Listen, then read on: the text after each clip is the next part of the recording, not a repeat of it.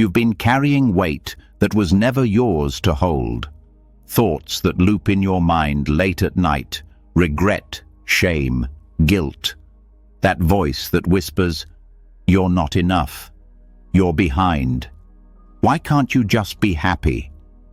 But what if I told you the problem isn't you, it's what you've been taught to believe? They told you to think positive, move on, let it go, but no one ever told you how. Here's the truth. Negative thoughts don't vanish just because you want them to. They dissolve when you understand them, when you stop resisting and start seeing clearly. Buddhism isn't about escaping life. It's about waking up to it. It's about training your mind to let go naturally, gently, without force. Tonight, you're not just going to sleep. You're going to begin a release.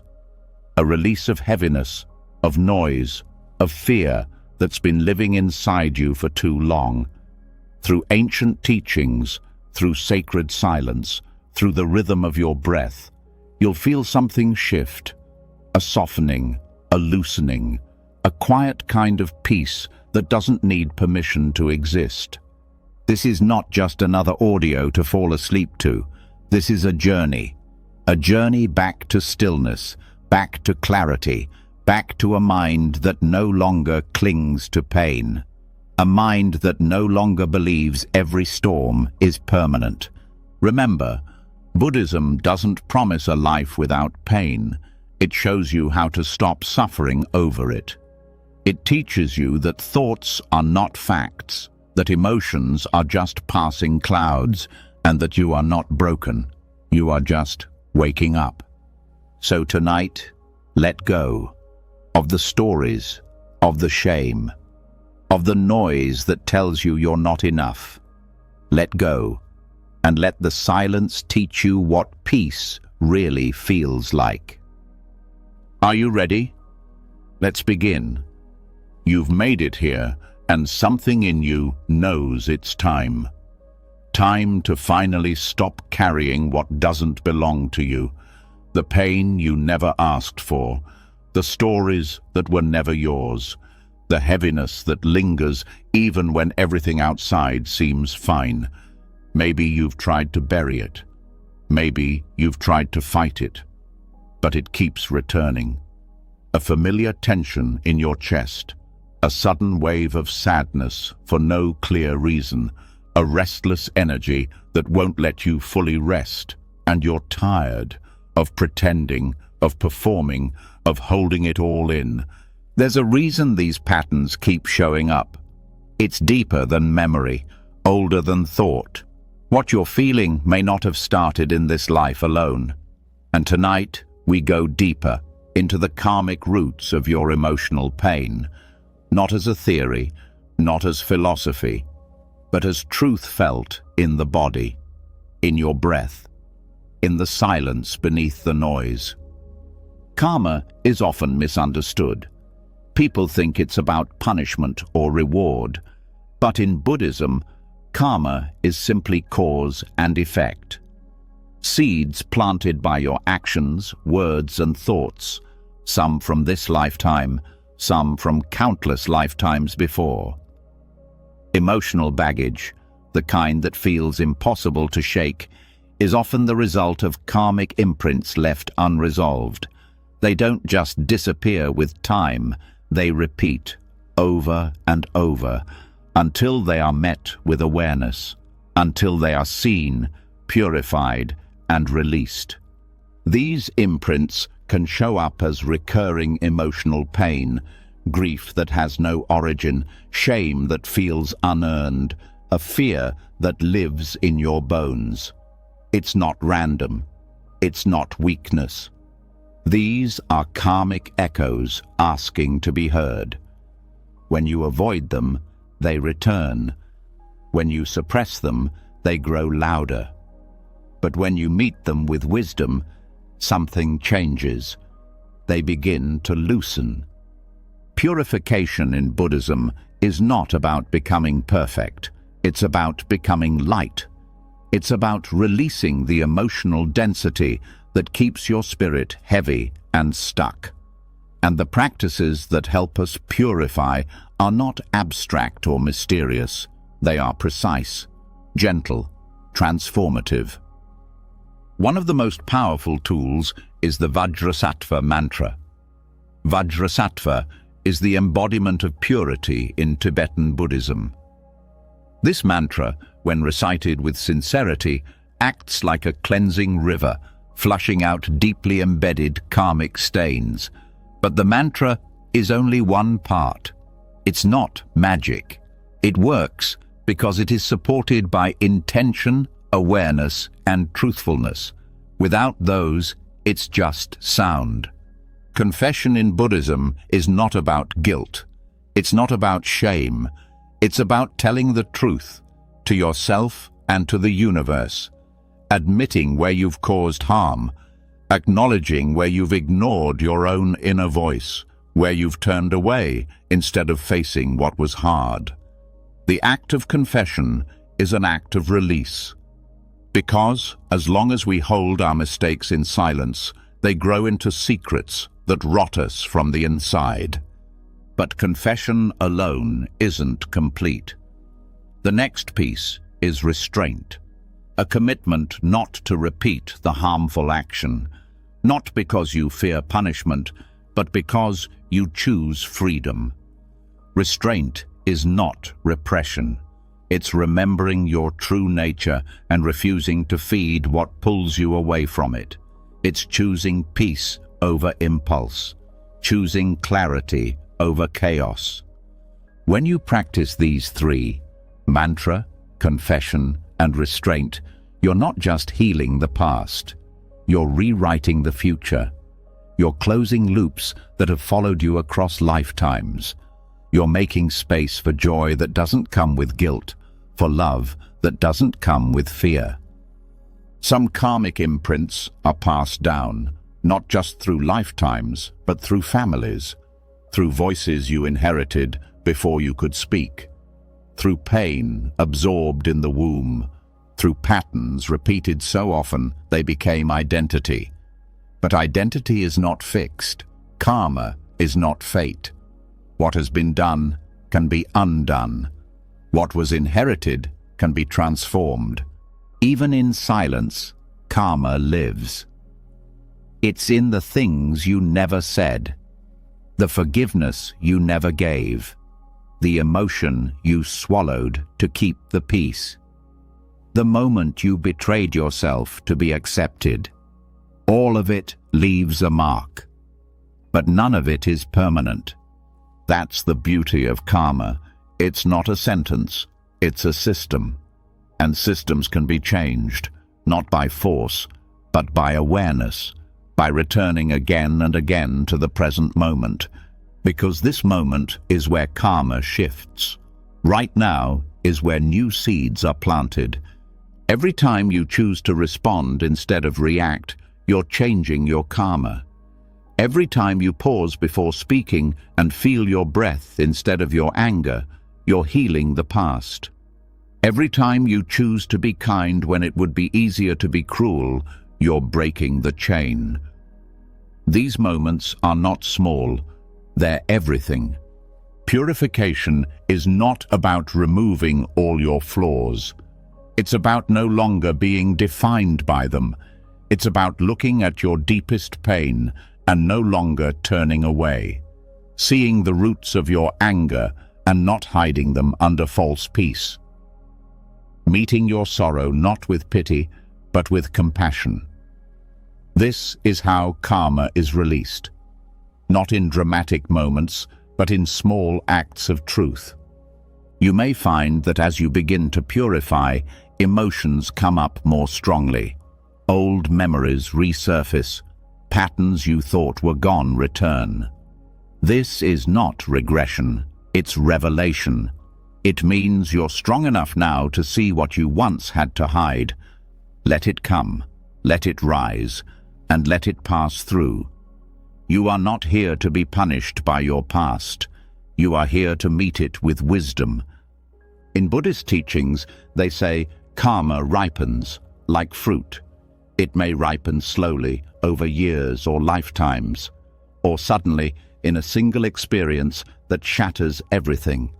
But even in this ripening, there is grace. Because when karma ripens, it becomes visible. And what is visible can be healed.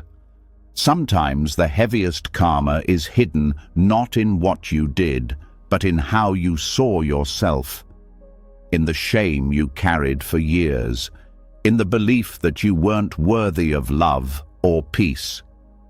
These are karmic shadows too, created not by action alone, but by self-perception. And these too can be purified. How?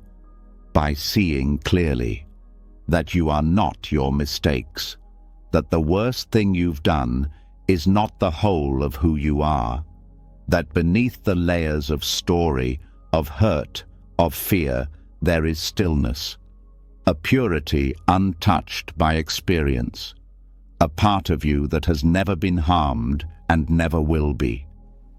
The purpose of purification is to return to that place, not to become someone new, but to remember who you were before the wounds, to live from that place again, not as a fantasy, but as your natural state.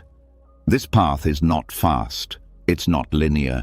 You'll have days when the same thought comes back 100 times, nights where you feel like you've made no progress at all. But this is the nature of karmic release.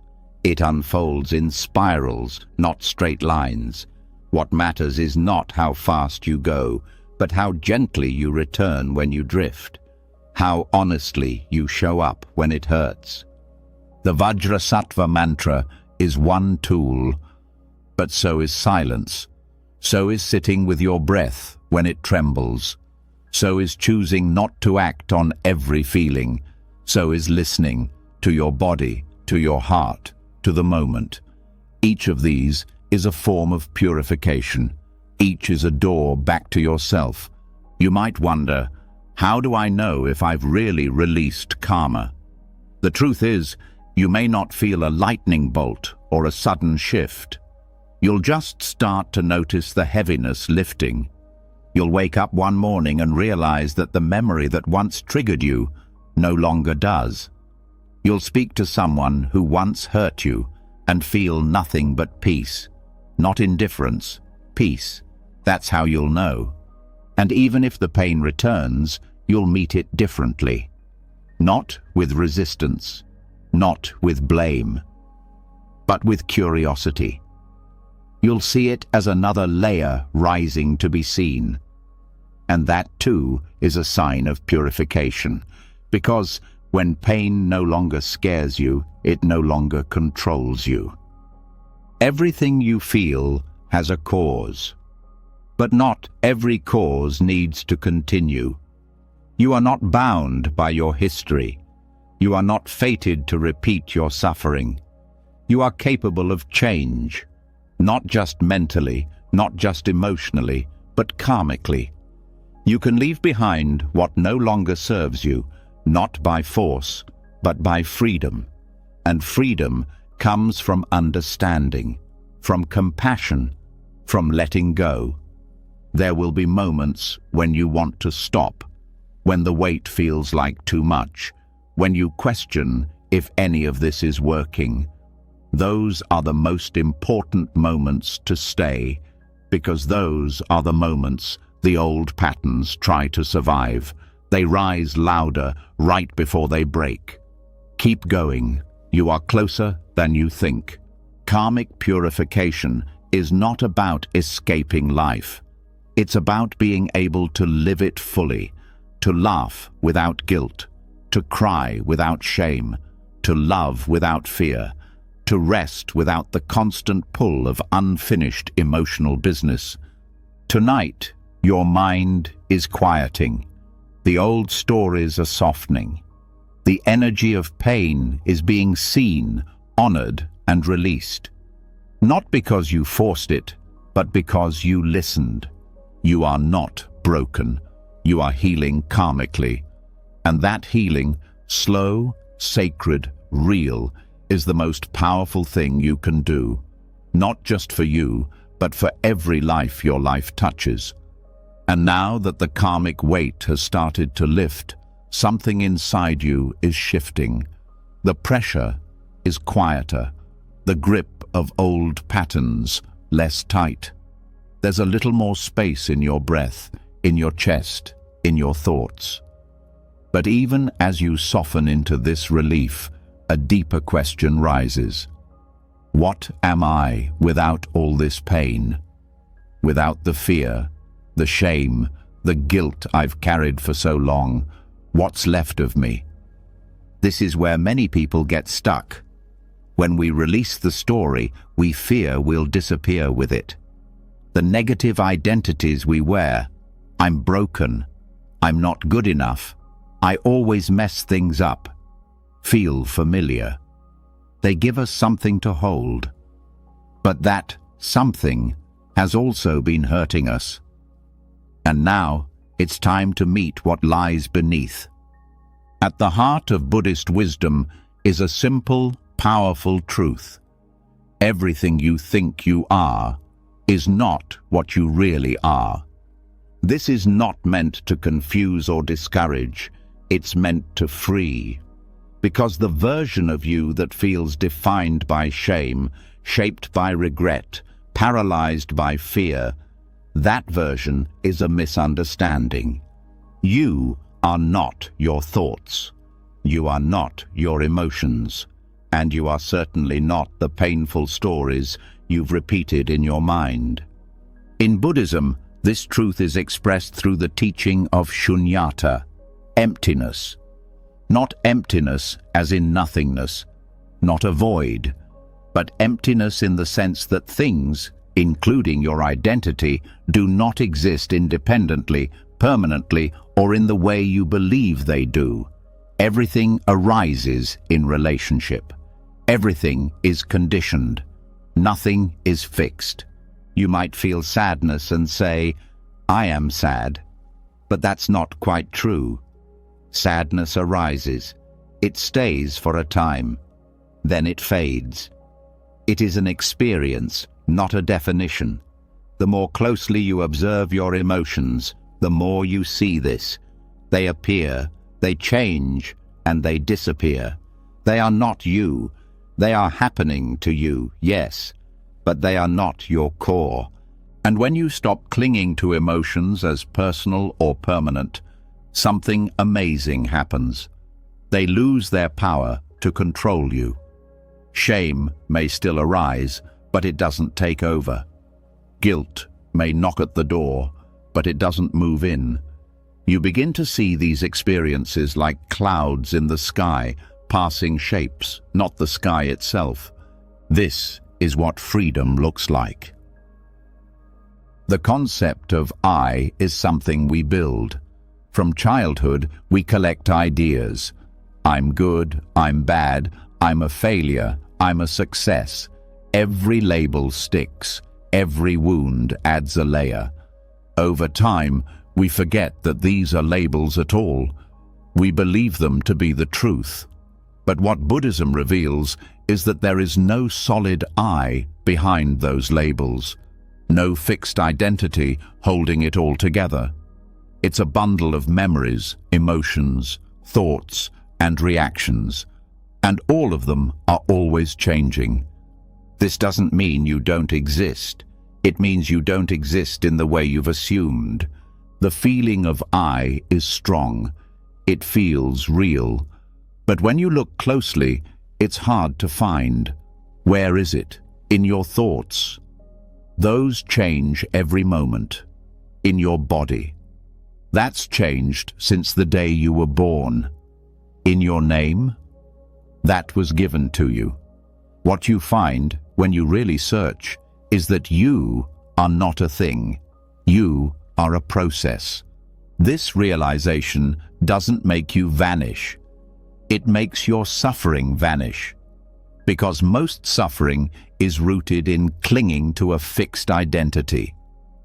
If you believe, I am unlovable, every experience gets filtered through that belief. Someone cancels plans. Proof. A relationship ends. More proof. But what if that identity was never solid to begin with? What if it was just a passing idea you held for too long? By understanding emptiness, you begin to hold your identity more lightly. You can say, "I feel unlovable right now," instead of, "I am unlovable." That small shift is everything. It's the doorway from prison to freedom. In daily life, this teaching helps in the moments you least expect. When anger arises and you pause, noticing it as a wave, not your identity. When guilt shows up and you see it as a conditioned pattern, not your truth. When sadness visits and you sit with it, not fighting it, not becoming it, just observing. This is not detachment in the cold sense, it's warmth. It's a clear seeing that leads to deep compassion. You realize that you've been hurting not because life is cruel, but because you've believed your pain was who you are. Now, you're learning that who you are is the one who observes.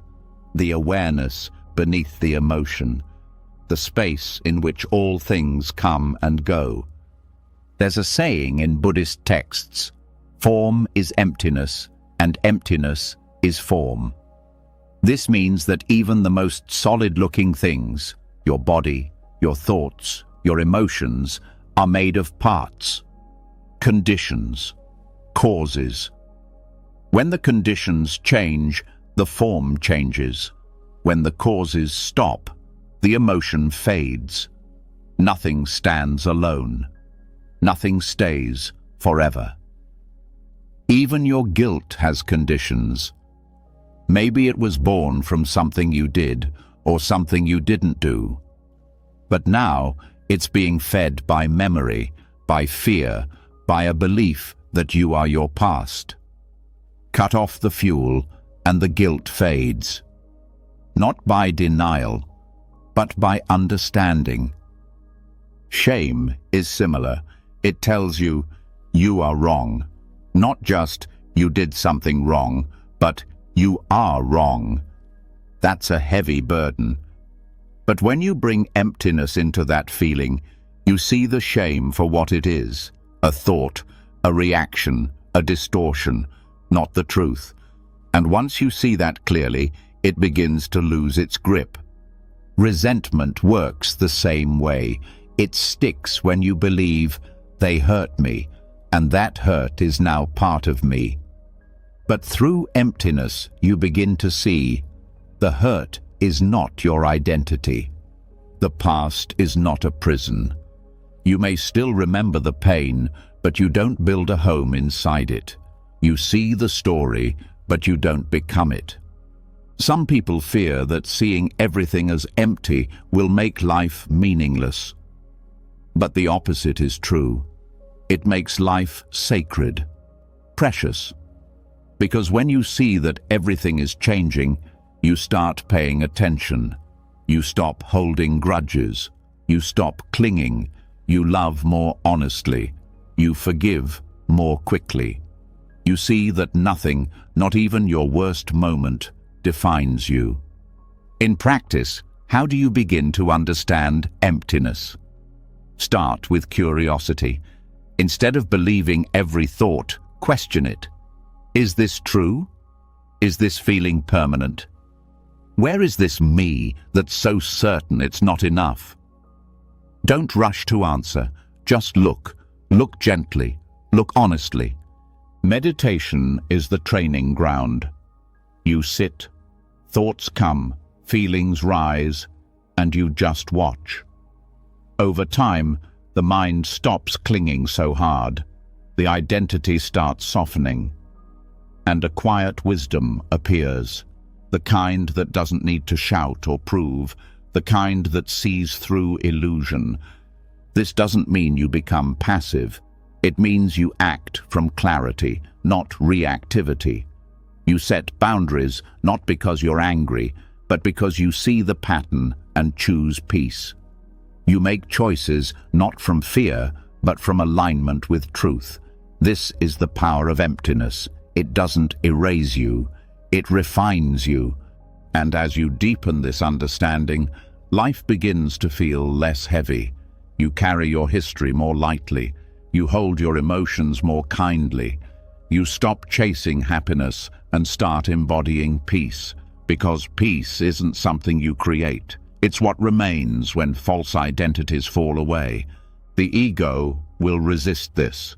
It wants something to hold, a name, a role, a wound. But you're not here to be a collection of pain stories. You're here to be free. And emptiness is freedom, not from life, but into life. Fully awake, fully alive, unbound.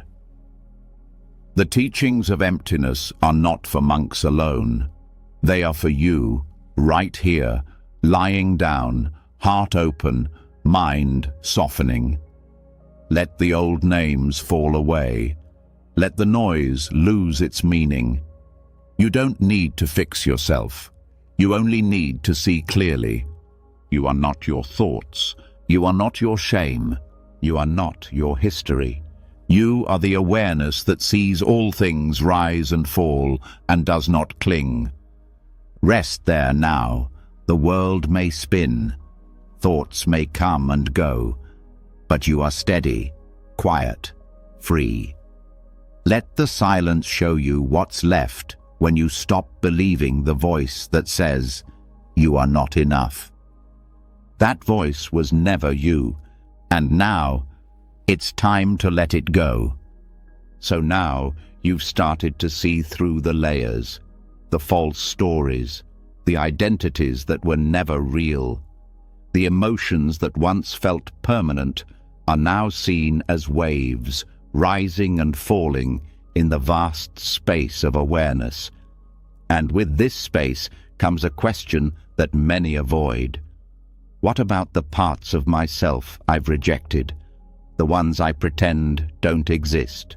They still live inside you, don't they? Tucked away in silence, buried in the body, avoided in the mind. They surface sometimes in anger you can't explain, sadness that feels too deep, or numbness that shields you from it all. These are the hidden parts, the forgotten pieces of your inner life, the shadow self, the aspects of you that were unloved, unwanted, judged, or misunderstood. Maybe you were told not to cry. Maybe you were punished for speaking up. Maybe your sensitivity was called weakness. Over time, you learned to push these parts down, to disown them, to pretend they never existed. But nothing inside you truly disappears. What you bury will find another way to speak. It might speak through anxiety. It might speak through shame. It might speak through a subtle unease that follows you into every room. These signals are not signs that something's wrong with you. They're invitations to listen more deeply. This is where the practice of Tonglen begins. Tonglen is not about fixing. It's not about replacing negativity with positivity. It's about going toward the very thing you've spent your life running from. It's about meeting suffering, yours and others, with the one thing it never had enough of: compassion. In most of life, we're taught to avoid pain, push it away, numb it, ignore it. Tonglen turns that pattern upside down. It asks you to breathe in suffering, not as punishment, but as an act of courage, and then to breathe out healing, relief, understanding. It is one of the most direct, fearless practices in all of Tibetan Buddhism, and one of the most transformative. Here's how it works. You sit, you soften, you become present. Then you bring to mind a specific pain. It might be grief, or fear, or the part of yourself that you still feel ashamed of. Instead of turning away, you turn toward it. On your in-breath, You breathe in the raw, full feeling of that pain. You don't resist. You don't analyze. You allow yourself to feel it, not to suffer, but to hold it consciously. And then, on your out-breath, you offer it love. You offer it space. You offer it the exact thing it was missing when it first formed. This is not imagination. This is alchemy. You're learning to transmute darkness into light, not by denying it, but by integrating it. What makes Tonglen powerful is that you are not pushing pain away. You are transforming your relationship to it. You are becoming a vessel through which compassion flows into the places that need it most. The parts you disowned begin to feel seen. The inner child you silenced begins to feel safe. The patterns that seemed fixed begin to loosen. At first, this may feel backwards. Breathing in suffering sounds like the opposite of what we want. But the truth is, you've already been carrying that suffering. Tonglen just brings it into the light. It allows you to stop fighting what's already inside and meet it with care instead. As the practice deepens, you can expand your focus. Start with your own pain, but then begin to connect it to others. If you're holding loneliness, know that millions of others feel the same right now. Breathe it in, all of it, the collective ache, the universal grief, and then breathe out peace, not just for yourself, but for everyone who suffers in the same way.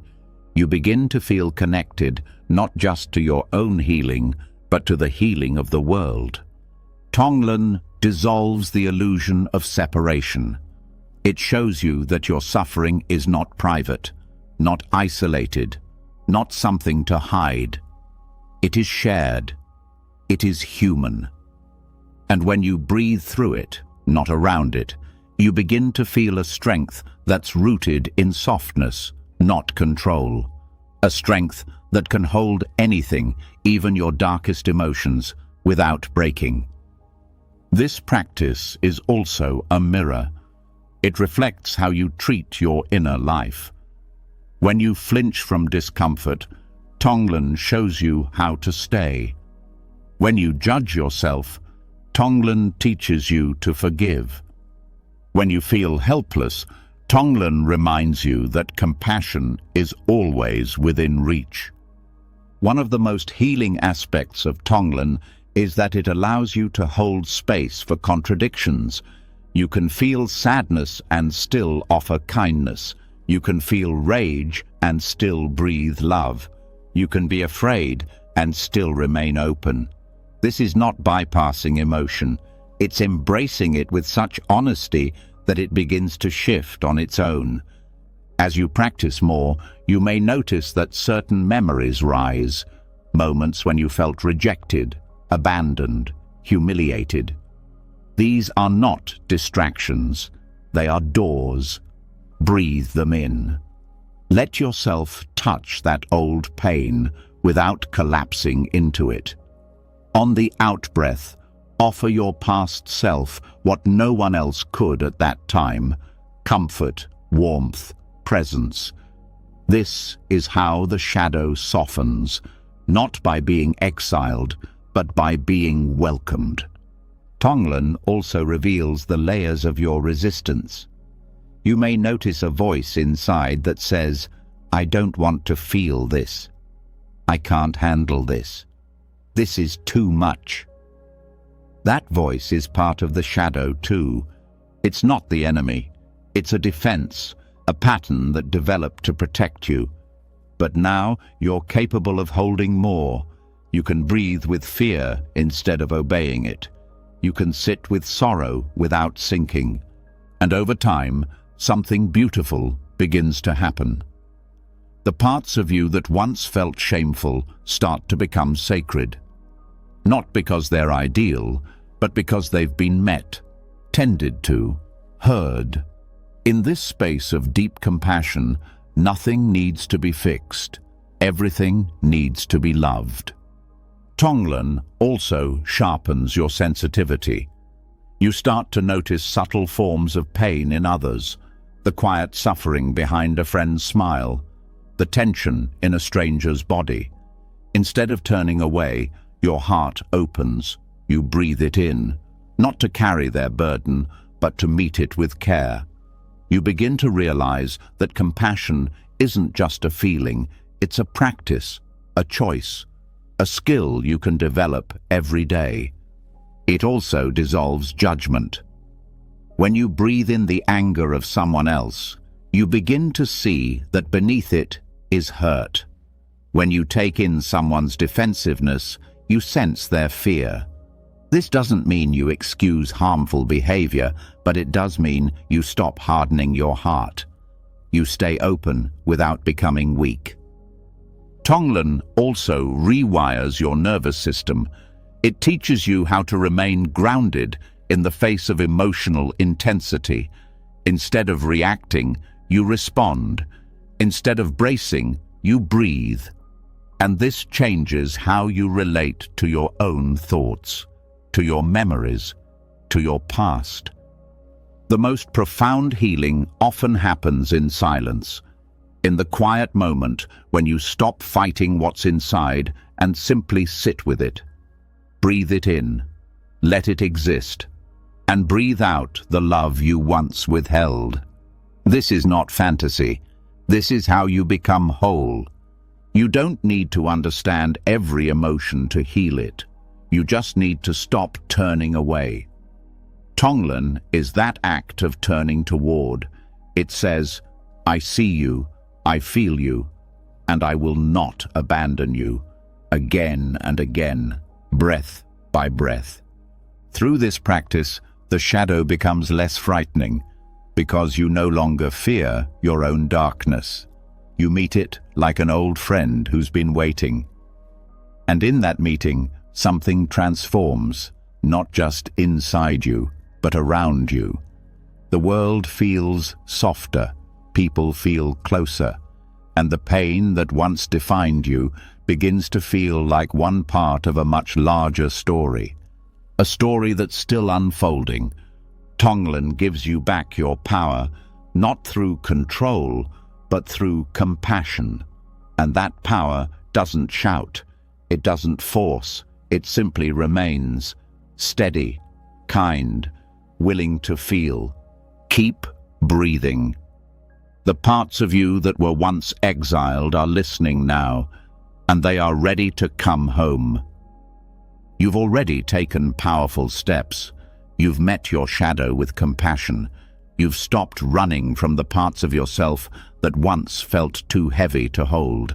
You've breathed in suffering and breathed out light. But now there's something even more subtle, more constant, and just as powerful, shaping your life moment by moment. Your words. Not just the words you speak out loud, but the ones no one else hears. The words you whisper to yourself when no one is watching. The silent judgments, the casual cruelty, the inner dialogue you've gotten used to, even when it hurts. The way you speak to yourself becomes the air you live in, and if that speech is harsh, your world becomes harsh. If that speech is poisoned by self-hate, fear, or criticism, you breathe that poison every day without realizing it. Most people underestimate the power of language, but in Buddhism, speech is sacred. It's not just communication, it's karma in motion. Every word shapes your mind. Every sentence reinforces a belief. Speech carries intention. It carves grooves in the heart. It builds the inner world you live in. The Buddha understood this deeply. That's why right speech is one of the 8 pillars of the Noble Eightfold Path. It's not a suggestion, it's a foundation. Because without purifying speech, both inner and outer, no other practice can take root fully. The mind may meditate, the body may sit still, but if the mouth speaks harm, the heart cannot rest. To cleanse internal negativity, you must first learn to hear yourself clearly. Not just what you say to others, but how you speak to yourself when you fail, when you feel afraid, when you feel unworthy. Do you respond with kindness, or do you attack yourself with the sharpest words? This self-talk becomes a habit, a script, and if it's filled with blame or shame, you start living inside a narrative where nothing is ever good enough, not even you. This is where mindful speech begins. It starts by listening, observing the automatic thoughts that come up when something goes wrong, noticing the tone you use with yourself, the phrases you repeat without thinking. Every time you say, "I always mess up," you're planting a karmic seed. Every time you say, "I'm so stupid," you're reinforcing a mental pathway that makes it harder to feel peace. Mindfulness teaches you that you don't have to believe these words. You don't even have to speak them. You can pause, you can feel the emotion rise, and choose silence. You can replace judgment with curiosity. This is not about pretending everything's fine. It's about being honest without being cruel. There is a difference between truth and violence. Telling yourself, "I need to work on this," is truth. Telling yourself, "I'm a failure," is violence. The second creates wounds. The first creates space to grow. When you begin to speak to yourself with care, your inner world softens. The body relaxes. The breath deepens. Because the war inside begins to end. Mindful speech also means refining the way you talk about others. Gossip, sarcasm, exaggeration. These might feel small, but they shape your energy. When you speak from anger, even if it's justified, you keep that anger alive inside you. When you mock or belittle, even as a joke, you dim your own light. Speech is never just about the listener. It's a mirror. It shows you what's living in your heart.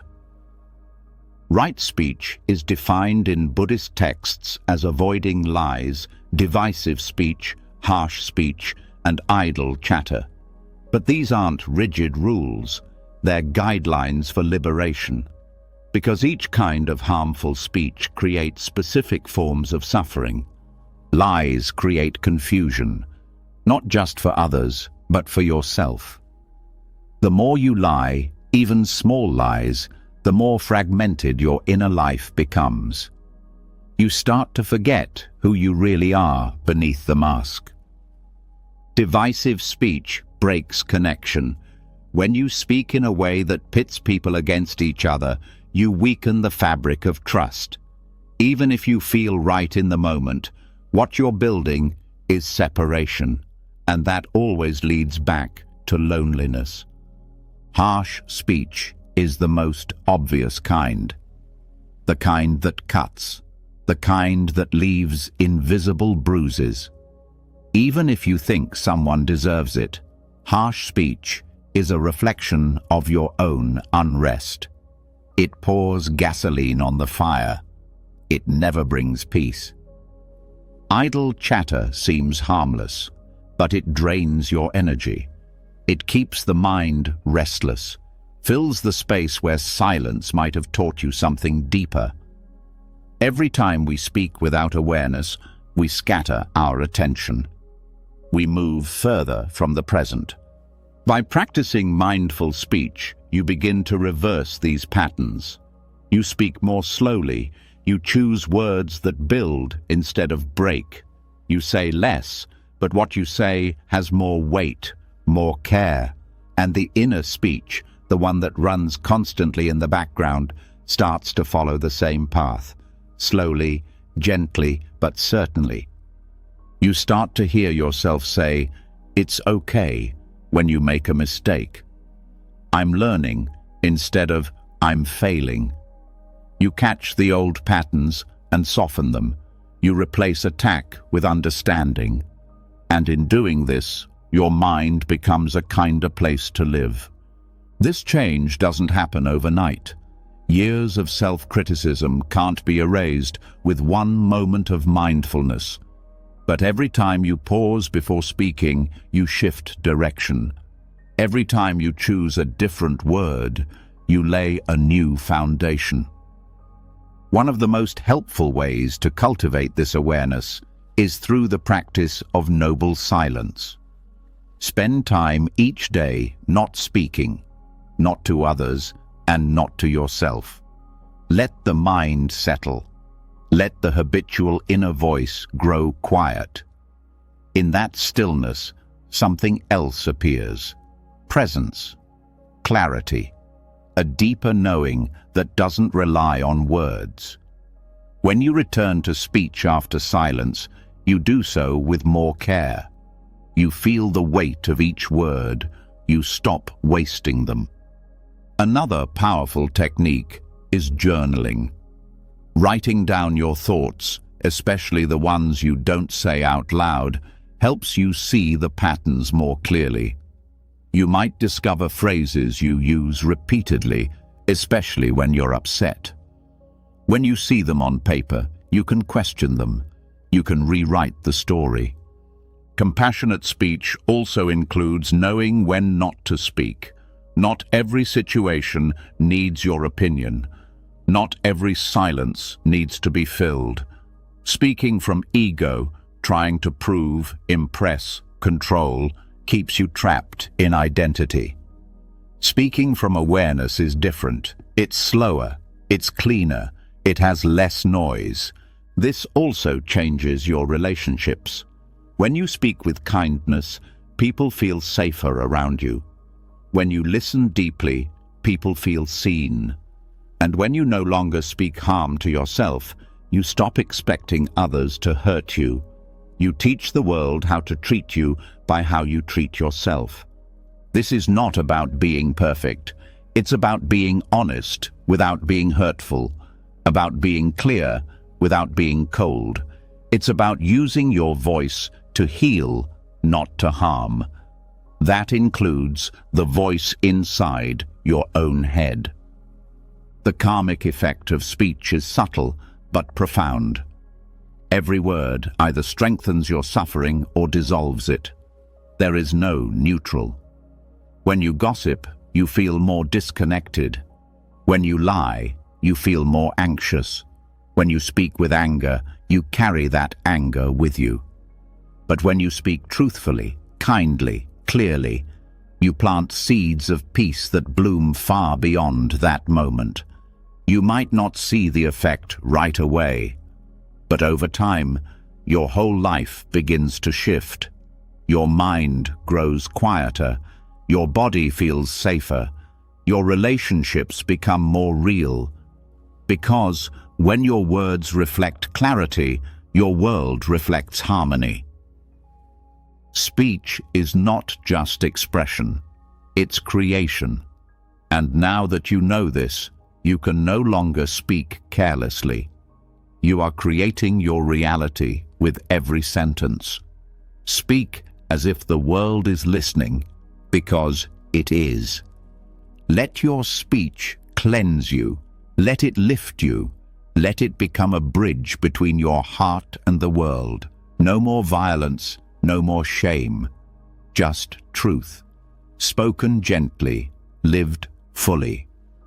And when the old voices return, and they will, you'll know how to meet them, not with fear, not with silence, but with new words. Words shaped by wisdom, by practice, by presence. Keep speaking like that, and watch everything change. You've started to hear yourself differently. The voice that once attacked now hesitates. The inner critic grows quieter. You've seen how words shape your world, how silence can heal what noise could never reach.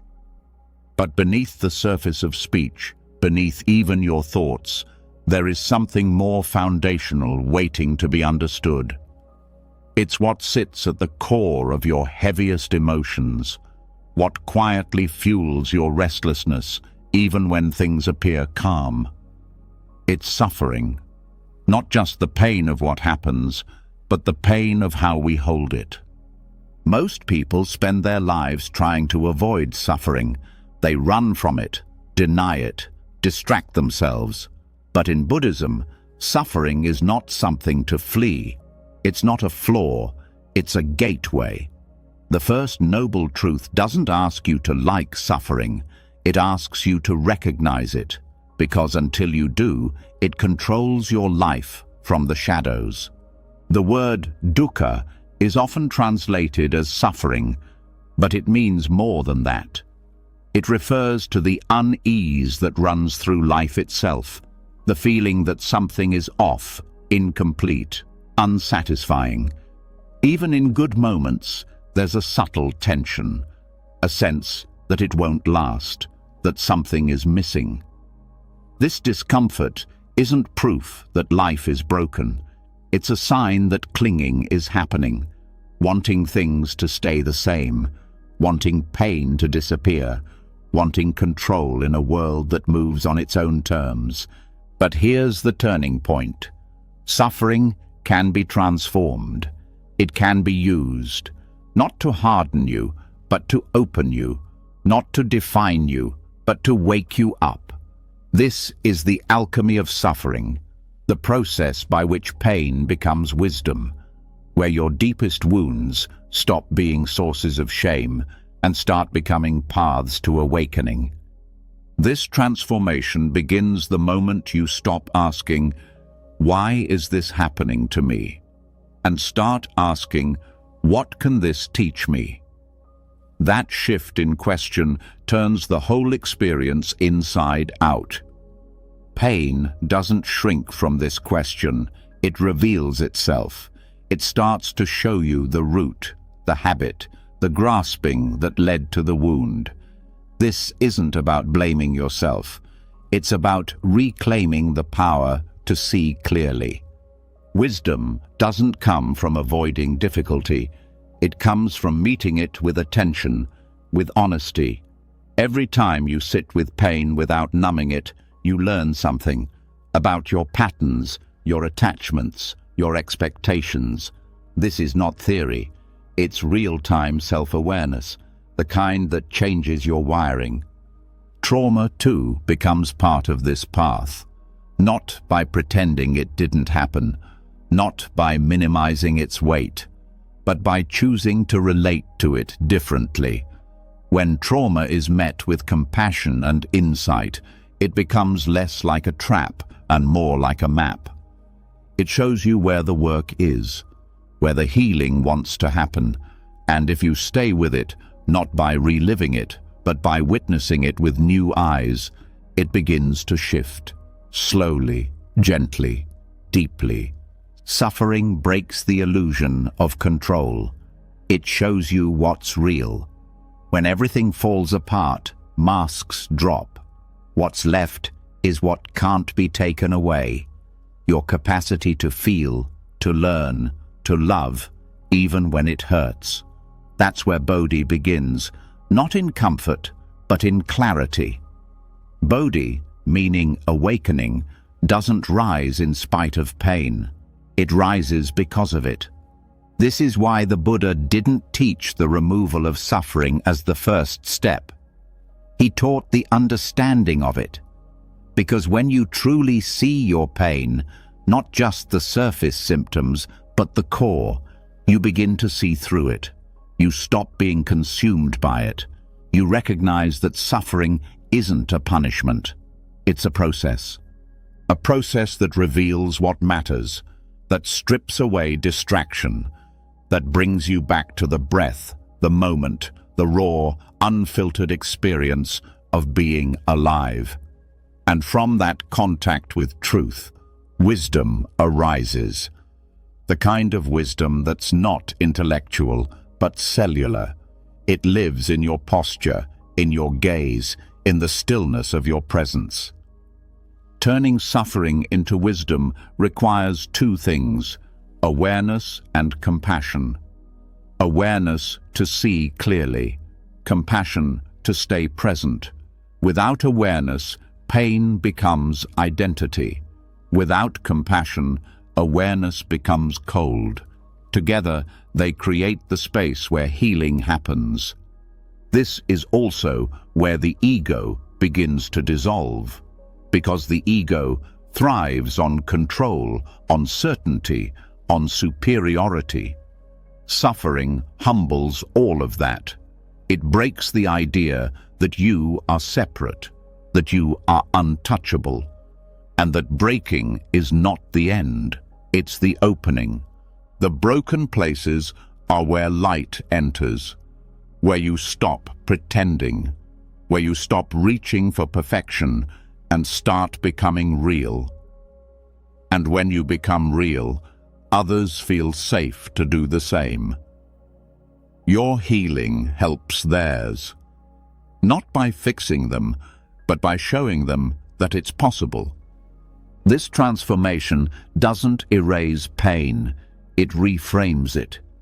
You start to see that the most painful parts of your life were not empty. They were full of insight, buried beneath the resistance, beneath the fear. Every disappointment showed you an attachment. Every heartbreak revealed a truth. Every loss taught impermanence in a way no book ever could.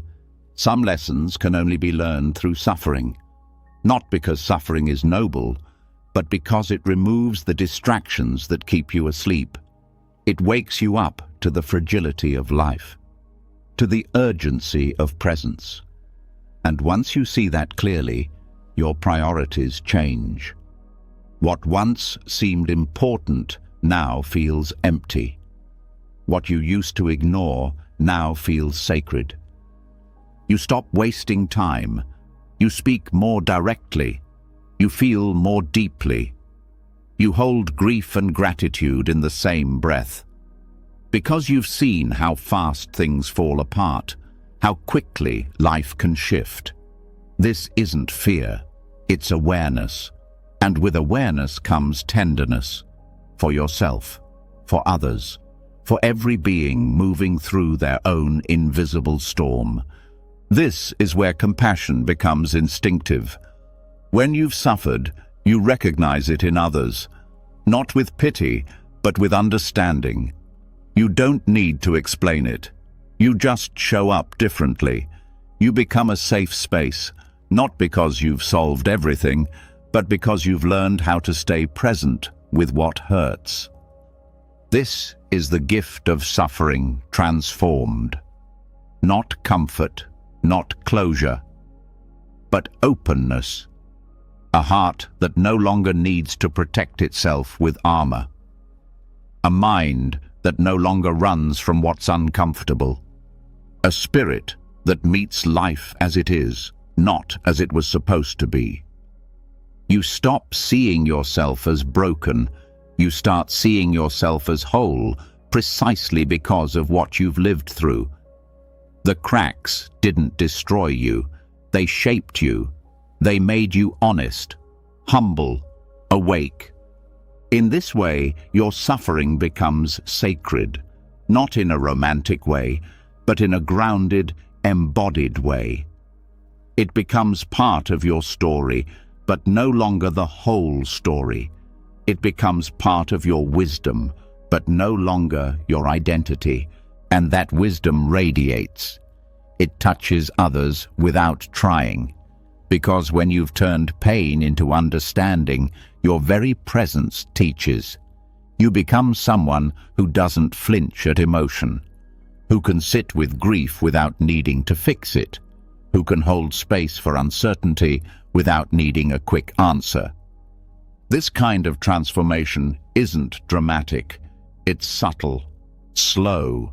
It happens in the quiet moments, in the middle of the night, in the middle of a deep breath, in the stillness after tears. There's no announcement, just a shift, a softening, a steady light that wasn't there before. To live this way is not to seek suffering. It's to stop fearing it. It's to know that when it comes, and it will, you have tools, you have perspective, you have the ability to stay, to learn, to grow. This is not spiritual bypassing, it's the deepest form of integration. You carry your story, but it doesn't carry you. You honor your wounds, but they don't define you. You let pain move through you, and in doing so, you move closer to truth, closer to Bodhi, closer to peace that cannot be taken. And it all begins when you stop asking, "How can I get rid of this?" and start asking, "How can this awaken me?"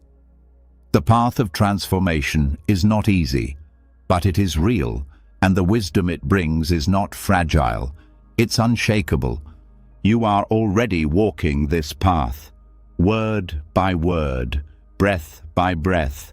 Let it carry you deeper, let it show you who you truly are, beneath the pain, beneath the story, beyond the suffering. Because what you find there is not more pain, it's freedom. When suffering stops being the enemy and becomes the teacher, you begin to see life through different eyes. You no longer ask how to escape your experience. You begin asking what it's made of. You no longer assume pain is personal. You start wondering what exactly you've been calling me. That question leads to the root, to the structure beneath every thought, emotion, and reaction, the structure known in Buddhism as the 5 skandhas. They're not just philosophical ideas, they are the building blocks of your moment-to-moment reality. If you've ever felt stuck in anger, drowning in sadness, or trapped in self-doubt, these 5 aggregates are where those experiences take shape. They create the illusion of a solid, separate self, the self that suffers, the self that clings, the self that fears. And the good news is, what is constructed can be deconstructed. The first aggregate is form. This is your body, your senses, the physical world around you. It's what you see, hear, touch, taste, and smell. But it's not only external, it includes your own flesh and bones, your skin and nerves, your breath and posture. Most people take form to be self. My face, my voice, my pain. But the body is changing every moment. Cells die and renew. Skin wrinkles and stretches. Energy rises and fades. If the body is always shifting, can it really be who you are? The mind tends to attach to form tightly, especially in pain. A sore back, a racing heart, a heavy chest. These sensations can feel like identity. But when you examine them closely, they dissolve into sensation, not self, just vibration, just signals. You begin to see that the body is not the enemy, and it's not the core of you. It's a condition, a vehicle, not a prison. Next is feeling. In Buddhist terms, this doesn't mean emotion. It refers to the raw experience of pleasant, unpleasant, or neutral. Every moment of contact between a sense organ and an object gives rise to a feeling tone. This happens before thought. You touch something warm, pleasant. You hear a harsh sound, unpleasant. You sit still and feel nothing strong, neutral. The feeling tone is subtle, but it drives so much of your behavior. Pleasant, you want more. Unpleasant, you push away. Neutral, you ignore. That cycle runs beneath your awareness all day long, but once you see it, you can pause. Instead of automatically reacting, you feel the tone without clinging. You don't chase pleasure or resist discomfort. You meet each feeling with clarity, not compulsion. Then comes perception. This is the process of recognizing and labeling. You see a shape and name it. You hear a tone and classify it. Perception organizes the world, but it also limits it. Because once something is labeled, your mind stops seeing it clearly. It becomes fixed in meaning. That face is my enemy. That voice is my critic. That look is rejection. Perception turns fleeting events into solid identities, and those identities become burdens. If you misperceive someone's silence as judgment, your whole emotional state shifts. But if you recognize perception as just another process, you can loosen its hold. You can ask, is this what's really happening, or is this just a mental habit? This doesn't erase perception, it makes it flexible. It stops it from becoming a cage. The fourth aggregate is volition, also called mental formations. This includes intentions, habits, desires, judgments, and reactions. It's the momentum of your karma playing out in the mind. Volition includes all the subtle pushes and pulls that move you, like the urge to speak, the drive to please, the fear of failure. Most of what we call personality lives here, and much of it is automatic. You feel triggered and you snap. You feel hurt and you retreat. But when you observe volition directly, you start to see its mechanics. You begin to notice how every reaction is shaped by past conditions, and that realization creates a space. In that space, freedom begins. Volition is not destiny. It can be reshaped, but only if you see it clearly. Only if you stop identifying with every impulse. You are not your reactivity. You are the awareness that sees it. When that becomes real, even long-standing patterns begin to shift. The final aggregate is consciousness. This isn't awareness in the ultimate sense. It's the momentary knowing of an object through a specific sense. Eye consciousness when seeing, ear consciousness when hearing, mind consciousness when thinking. It's the stream of knowing that flows without pause, but this consciousness depends on conditions. Without an object, there's no knowing. Without a sense base, there's no contact. Consciousness, too, is empty of self. It arises and passes away countless times each second. And yet, we cling to it. We take it as proof of an inner observer, a thinker, a doer. But that solid I is nowhere to be found. There is just knowing, without owner, without core. When you put these 5 aggregates together, form, feeling, perception, volition, consciousness, they create the illusion of a self, a me with a past and a future, a me that gets hurt and needs protecting. But when you take them apart and look deeply, that solid self starts to dissolve. There is still experience, there is still memory and identity and pain, but there is no longer a fixed center around which it all revolves. This insight doesn't make you disappear. It makes you free, because if there's no fixed self, then there's nothing to defend, no ego to protect, no story that has to stay intact. You can be more fluid, more present, more responsive, not because you've added anything, but because you've stopped clinging to what was never truly there. The 5 skandhas are not just philosophy. They are practice. You can explore them every time you meditate, every time you feel triggered, every time you feel overwhelmed. When sadness arises, ask, what's the form? Where is it in the body? What's the feeling tone, pleasant, unpleasant, or neutral? What perception is shaping this? What mental formation is pushing it? What consciousness is aware of it? Each layer reveals more. Each question takes you closer to the root. And the root is always clinging to sensation, clinging to identity, clinging to permanence in a world that never stays still. Letting go doesn't mean abandoning experience. It means meeting it fully, then releasing it. When you begin to live with this understanding, everything shifts. You still feel, but you don't hold. You still experience pain, but you don't become it. You still walk through the world, but without the constant weight of self-concern. This is not numbness. It's intimacy without attachment.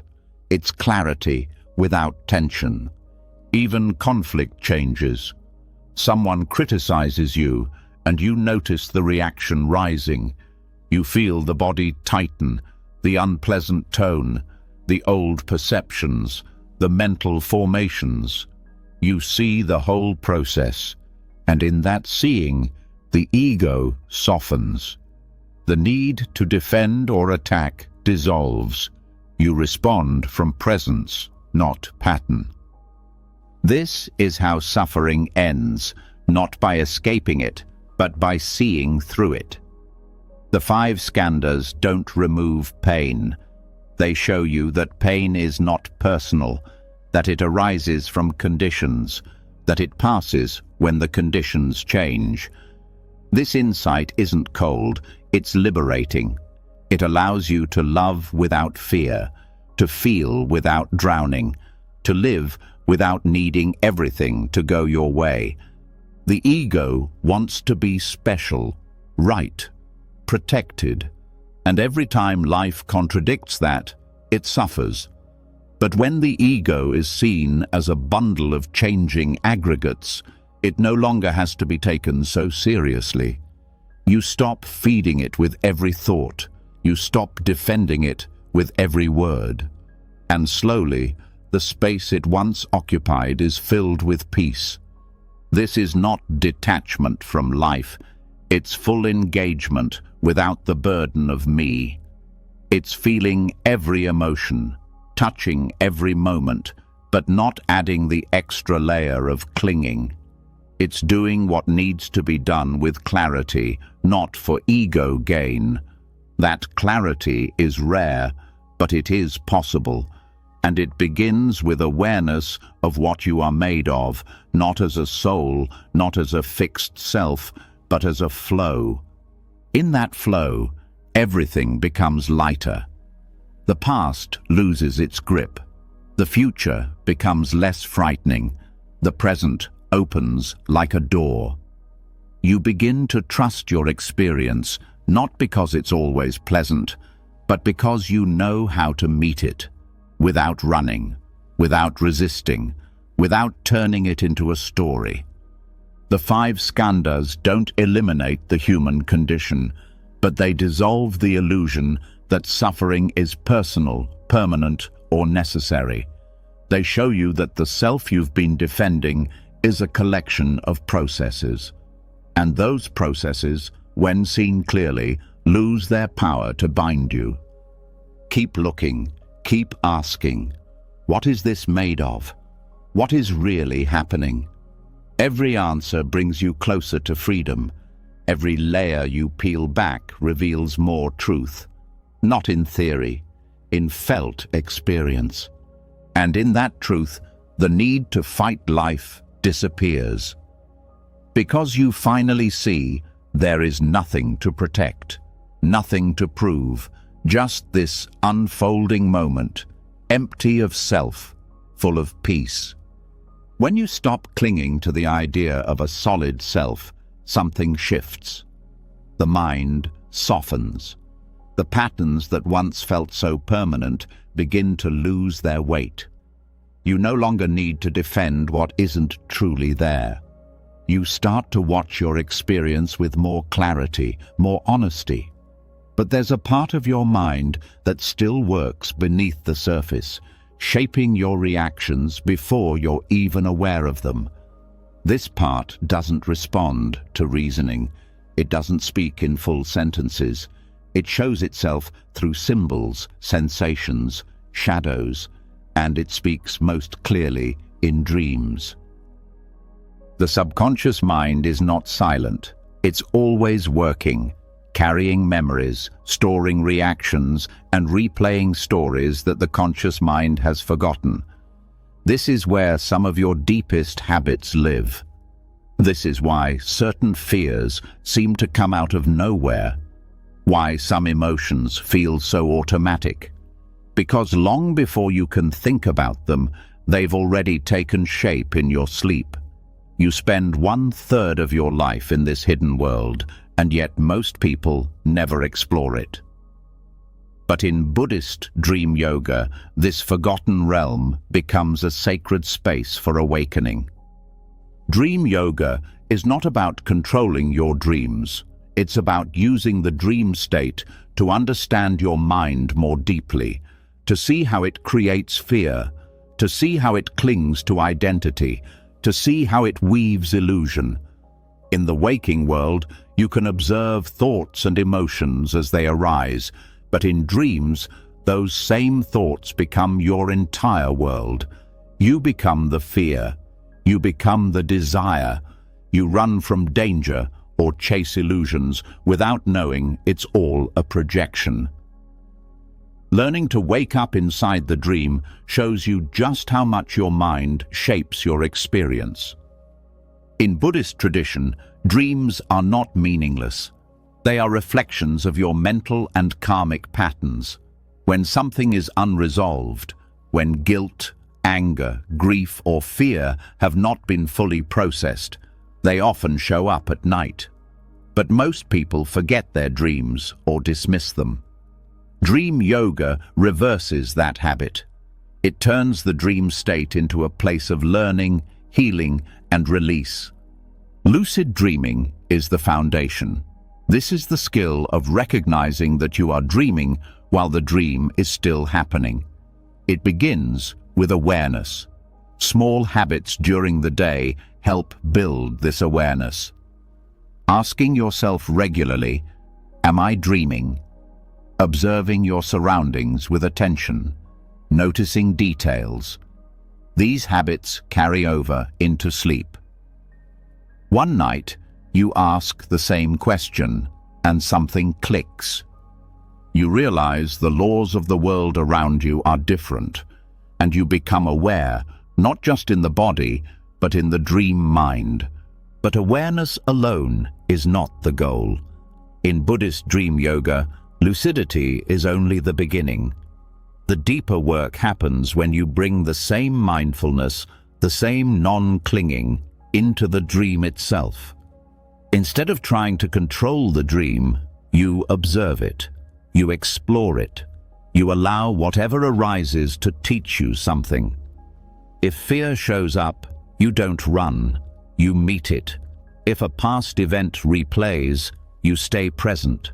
You recognize that this, too, is a projection of the mind, just like every emotion in waking life. This practice reveals how your reactions are conditioned. You may wake up from a dream in tears, even though nothing truly happened. The body responds, the heart races, the pain feels real. But it was all thought, all appearance. In seeing this clearly, you begin to understand how your waking mind does the same thing. It creates stories, believes them, reacts to them, and suffers. Dream yoga is not separate from meditation. It is meditation continued in sleep. To prepare for dream yoga, you begin by strengthening your daily awareness. Practicing mindfulness in the simplest moments. Watching how your mind drifts, how it grabs at thoughts, how it creates meaning. You observe these habits during the day so you can recognize them at night. You keep a dream journal, not to analyze, but to remember. to develop respect for this other realm of experience. The more you remember your dreams, the more you begin to see the patterns, the repeated themes, the unresolved stories. This is not about turning dreams into something dramatic. It's about deepening your sensitivity, seeing how fear shows up in different forms, how desire disguises itself, how shame speaks through metaphor. You don't need to fix anything in the dream. You only need to witness. That witnessing in itself is transformation.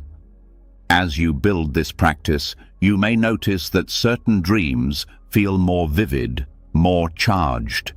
These are opportunities. If you become lucid in one of these dreams, you can practice staying with the emotion, not changing the dream, but being fully present in it. If fear arises, you don't fight it. You breathe.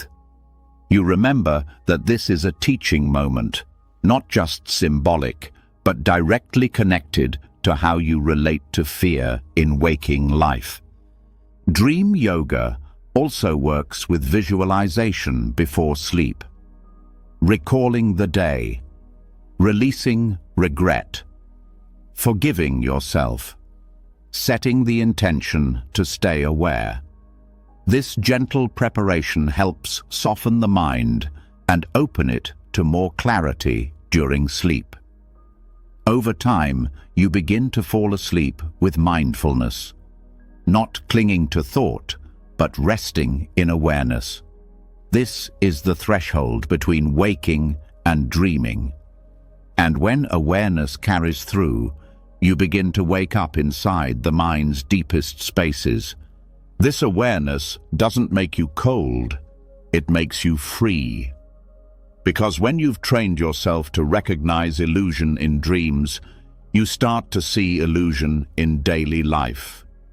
You start to recognize how much you assume, how much you fabricate, how much suffering is created by believing everything the mind presents. And in that recognition, there's release. One of the most powerful aspects of dream yoga is how it reveals your hidden conditioning.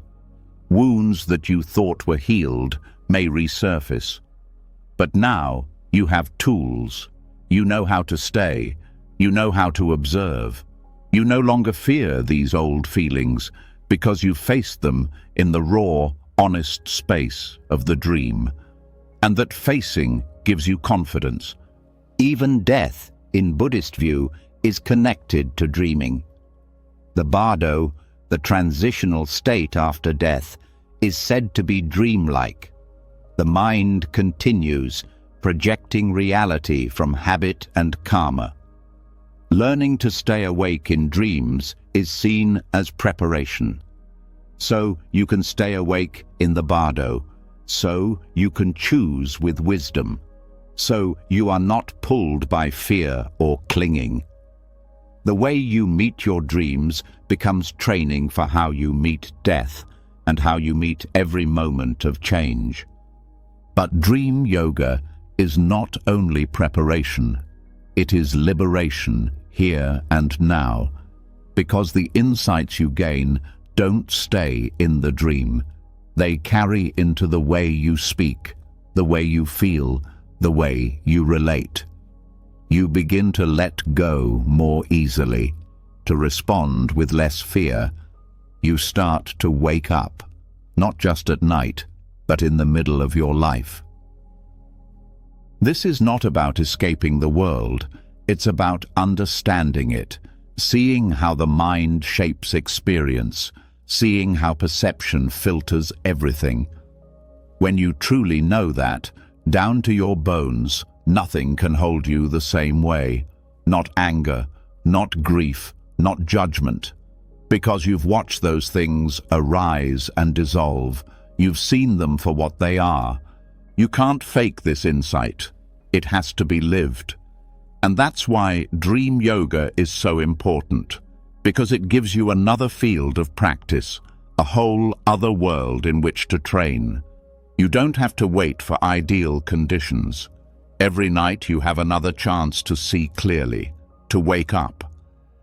The most powerful teachers often say, "What matters is not what appears in the dream, but how you relate to it." The monster is not the problem, it's the reaction. The beauty is not the problem, it's the clinging. The story is not the prison, it's the belief. Every dream is a mirror, every dream is a lesson.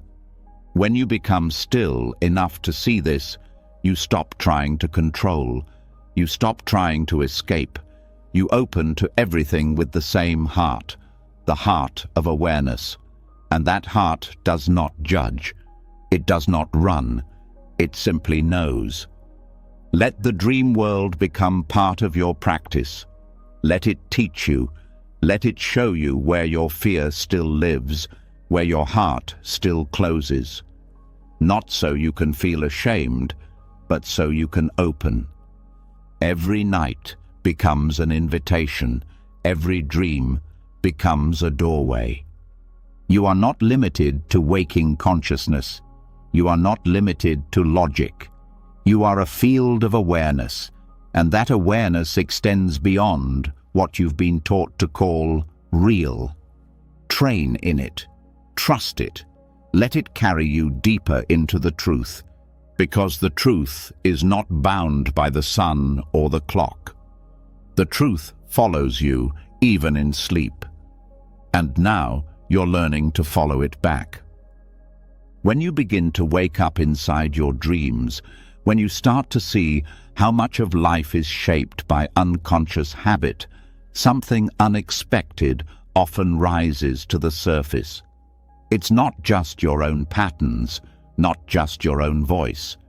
It's something older. A heaviness that didn't start with you. A reaction that doesn't match your personal story. A sadness or fear that seems to belong to someone else.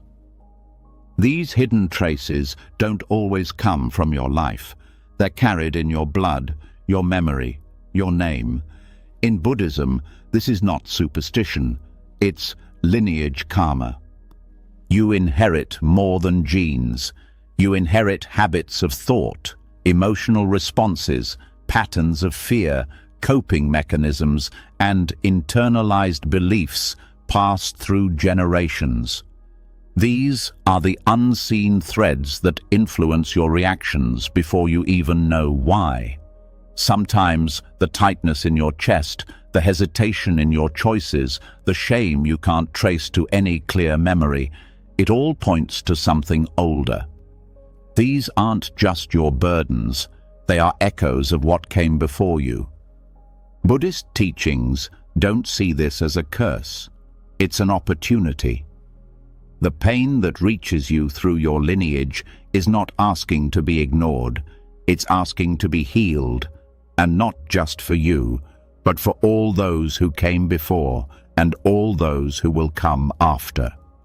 Rituals in Tibetan and Zen traditions offer a profound response to this inherited weight. They don't try to erase the past. They honor it. They give form to what's been forgotten.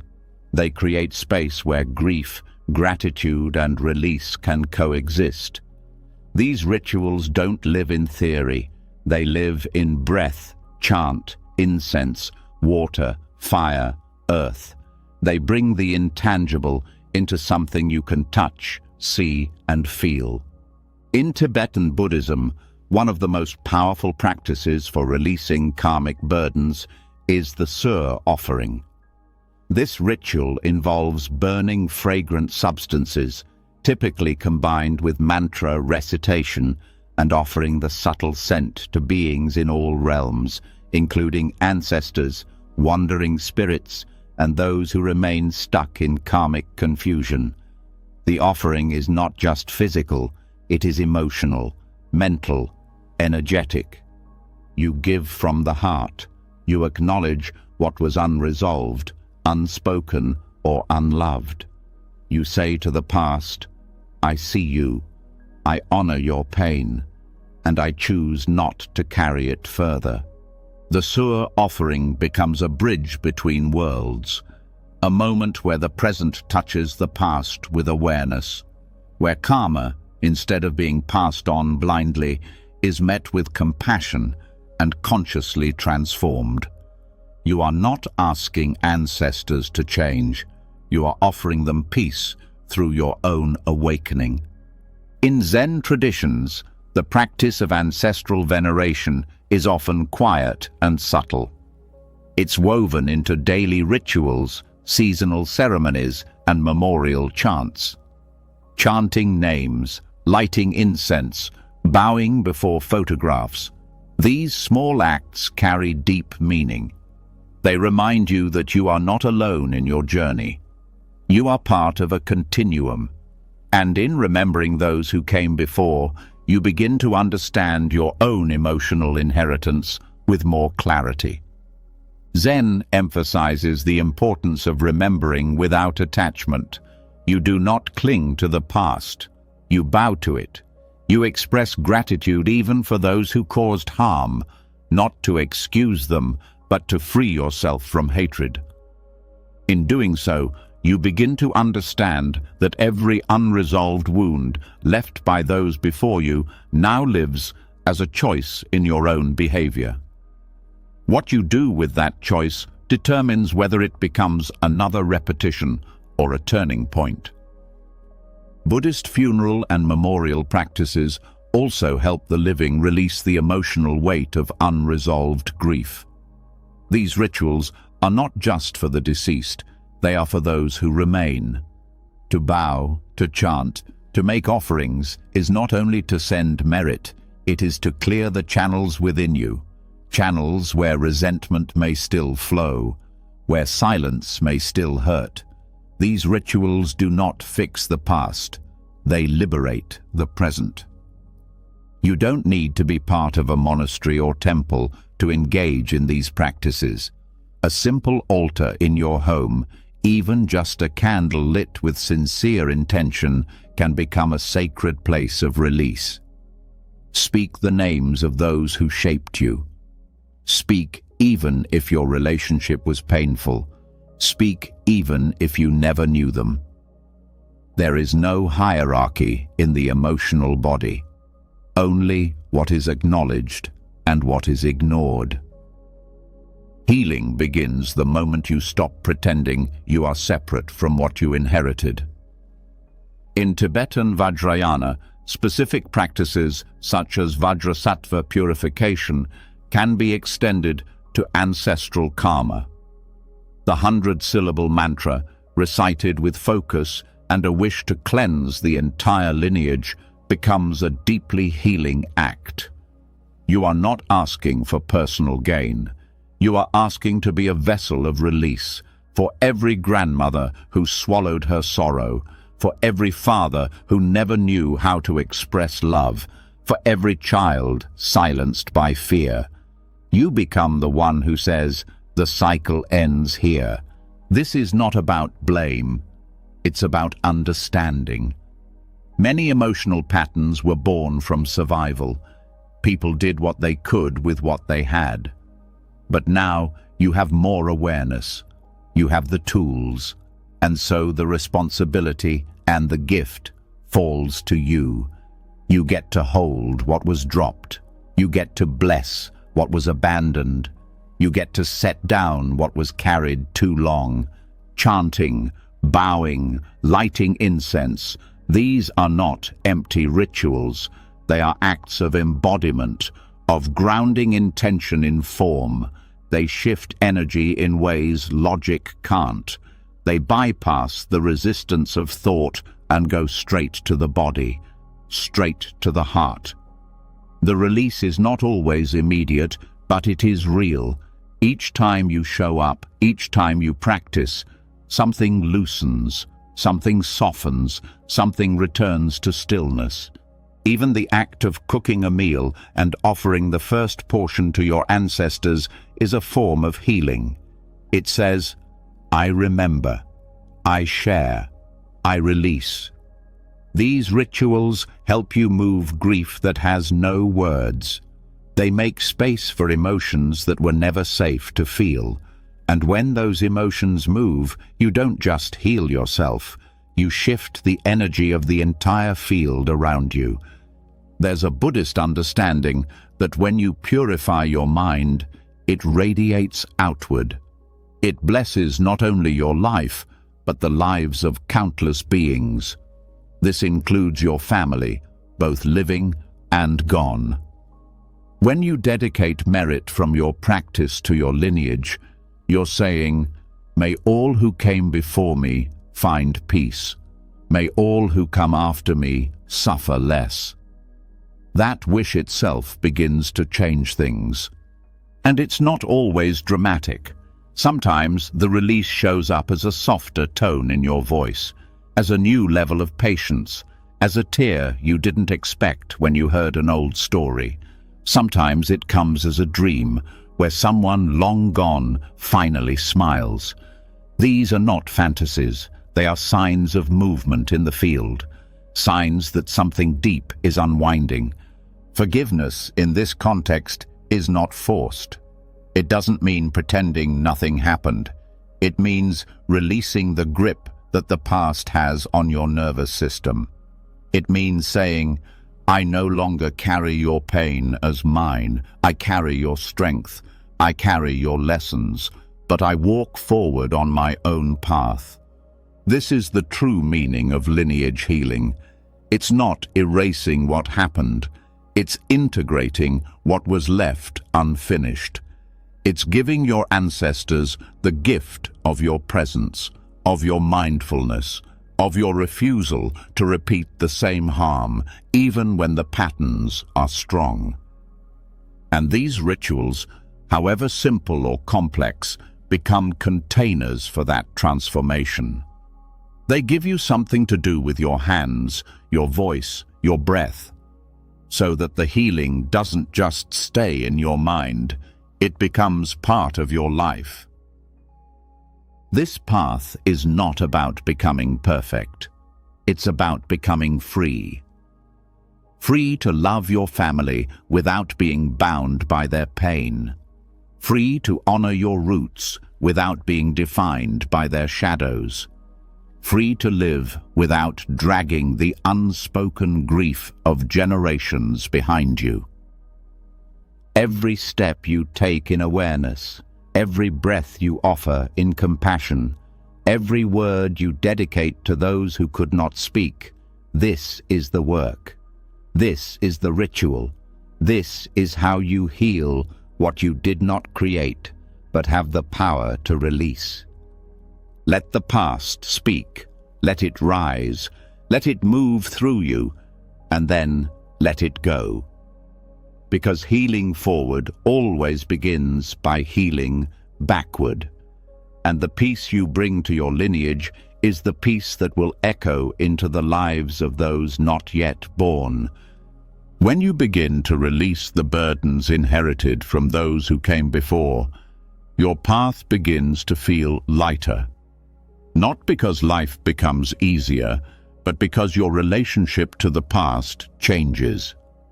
You stop carrying what was never meant to be carried alone. And now, something else becomes clear. Letting go is not just about history. It's about this moment, this breath, this continuous unfolding of beginnings and endings. Life doesn't pause between transitions. It moves, and you are constantly asked to let go, to release not just the past, but each version of yourself as it passes. In Buddhist teachings, this is the wisdom of the bardo. The word bardo means in between. It is often spoken of in relation to death, the state between one life and the next. But the deeper understanding is much broader. Every moment of change is a bardo, every ending, every loss, every shift in identity. You go through dozens of bardos in a single day, from waking to sleeping, from joy to sadness, from one breath to the next. Each is an invitation to let go of what was and rest in what is now. Bardo teachings help you see that attachment is not just to things, it's to moments, ideas, feelings, roles. You identify with being a partner, a parent, a success, a failure. You hold tightly to how life should look. And when those images begin to change, suffering arises, not because of the change, but because of resistance. In the Bardo, resistance has no place to hide. That's why it can feel so raw. You are no longer who you were, and not yet who you will be. The ground disappears, certainty vanishes. But this is not a punishment.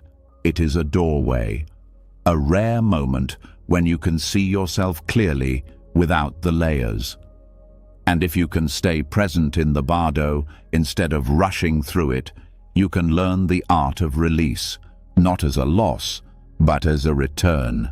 Psychologically, Bardos are the moments when your identity softens, when your usual ways of thinking no longer apply, when something breaks through crisis, through realization, through deep change, and what used to define you no longer fits. You are not just confused, you are being reformed. But if you panic, you miss the teaching. If you grasp, you create new suffering. The only path through is presence. To train in this, Buddhist practice encourages you to become intimate with impermanence. Not as a concept, but as a living truth. You watch how each thought rises and passes. You watch how emotions peak and dissolve. You observe how attachment causes pain, not because you love, but because you expect permanence in a world built on change. In Bardos, that truth becomes unignorable, and that is a gift. The teachings say that in the Bardo after death, the mind is highly reactive. Thoughts manifest immediately. Fear can distort what you see. Clinging creates hallucinations. But the same is true in life. When one phase ends, whether a job, a relationship, or a sense of purpose, the mind races. It creates stories. It grabs onto anything that feels solid. This reaction is understandable, but it is not helpful. What is helpful is learning to relax into uncertainty. Relaxation here doesn't mean indifference. It means loosening the grip. It means allowing space between thought and reaction. When a life transition arises, expected or not, you bring the same awareness you would bring to a meditation cushion. You breathe, you feel, you name what's happening without clinging to it. You allow grief without being consumed. You allow hope without being controlled. The Bardo is not a place of comfort, but it is a place of truth. And truth is the beginning of liberation. In this space, you see what you've been holding too tightly, the identity you've built, the dreams you've attached to, the fears you've avoided. All of them surface, and now you can meet them not with avoidance, but with compassion. This is where the power of Bardo practice lies. It's not about waiting until death to understand these teachings. It's about recognizing that you are in transition constantly, that everything is shifting, that you are always standing in the doorway of what was and what is becoming. And instead of trying to rush through that door, you can pause, you can learn, you can surrender. There are specific practices that help prepare for these moments. One is Fowa, the practice of conscious transference. It's traditionally used to guide consciousness at the time of death, but its essence can be used at any ending. It teaches you to let go with clarity, to shift your awareness upward, into openness, into spaciousness, instead of contracting into fear. You can use this when you feel grief, when you feel stuck, when a part of your life is falling away. It trains the mind to die well in every moment. Another practice is meditating on the dissolution of the elements. In Tibetan texts, this refers to how earth, water, fire, air, and space dissolve at the time of death. But psychologically, it reflects the unraveling of identity. When you lose your grounding, when your emotions flood, when your energy burns out, when your breath becomes shallow, when your awareness expands. Recognizing these stages helps you navigate intense transitions with more wisdom. In daily life, transitions come in many forms. The end of a habit, the loss of someone you loved, the aging of the body, the letting go of a dream. Each one offers the same opportunity to meet change with presence instead of fear. To see that letting go is not the same as being lost. It's a returning to clarity, to stillness, to the part of you that doesn't break when things fall apart. Bardo teachings show you that fear is most powerful when you refuse to look at it. But when you turn toward it, it softens. Because fear thrives on uncertainty, but presence dissolves uncertainty. You don't need to know what's next. You just need to stay here with what is, with what's leaving, with what's beginning, without needing to control it. Every bardo is a rehearsal for freedom, a chance to let go of what you thought you needed, a chance to release the false safety of fixed identity, a chance to rest in the groundless space where transformation happens.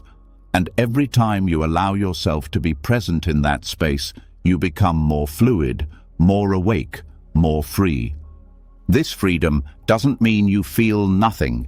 It means you feel everything without drowning. It means you grieve and love and release with full attention. It means you stop clinging to the illusion that anything lasts. And because of that, you cherish it more. The people in your life, the moments of beauty, the breath. Nothing is taken for granted because nothing is promised. You also begin to see how many bardos you've already survived. You've been through so many endings, so many silent transitions. You've felt the world fall apart and reassemble. And here you are, still breathing, still learning. That recognition gives you confidence. You are not a fixed self trying to control reality. You are awareness moving through reality, with less fear, with more grace. Let this teaching settle in the center of your being. Every transition is sacred, not because it's easy, but because it strips away illusion. Every bardo reveals the truth that life is process, not possession. Flow, not form. Awakening is not a destination. It is your willingness to remain awake in the middle of change. This path is not about becoming someone else. It's about becoming no one, free of rigid roles, free of stories that bind you. And in that emptiness, love becomes purer, compassion becomes stronger, action becomes more skillful. You live without armor, but not without strength. Bardo practice is preparation for death, yes, but it's more than that. It's training for life in its rawest form. Life without guarantees, life without escape routes, life with eyes open, heart open, breath steady. You learn to stay, to breathe, to bow when something ends, to welcome what comes next, even when you don't know what it will be. And when death finally arrives, not as a theory, but as reality, you will not panic. You will not run. You will recognize this too as a transition, a bardo, another space to enter with awareness, another illusion to meet with clarity, another chance to let go, not as loss, but as liberation. You are already practicing this.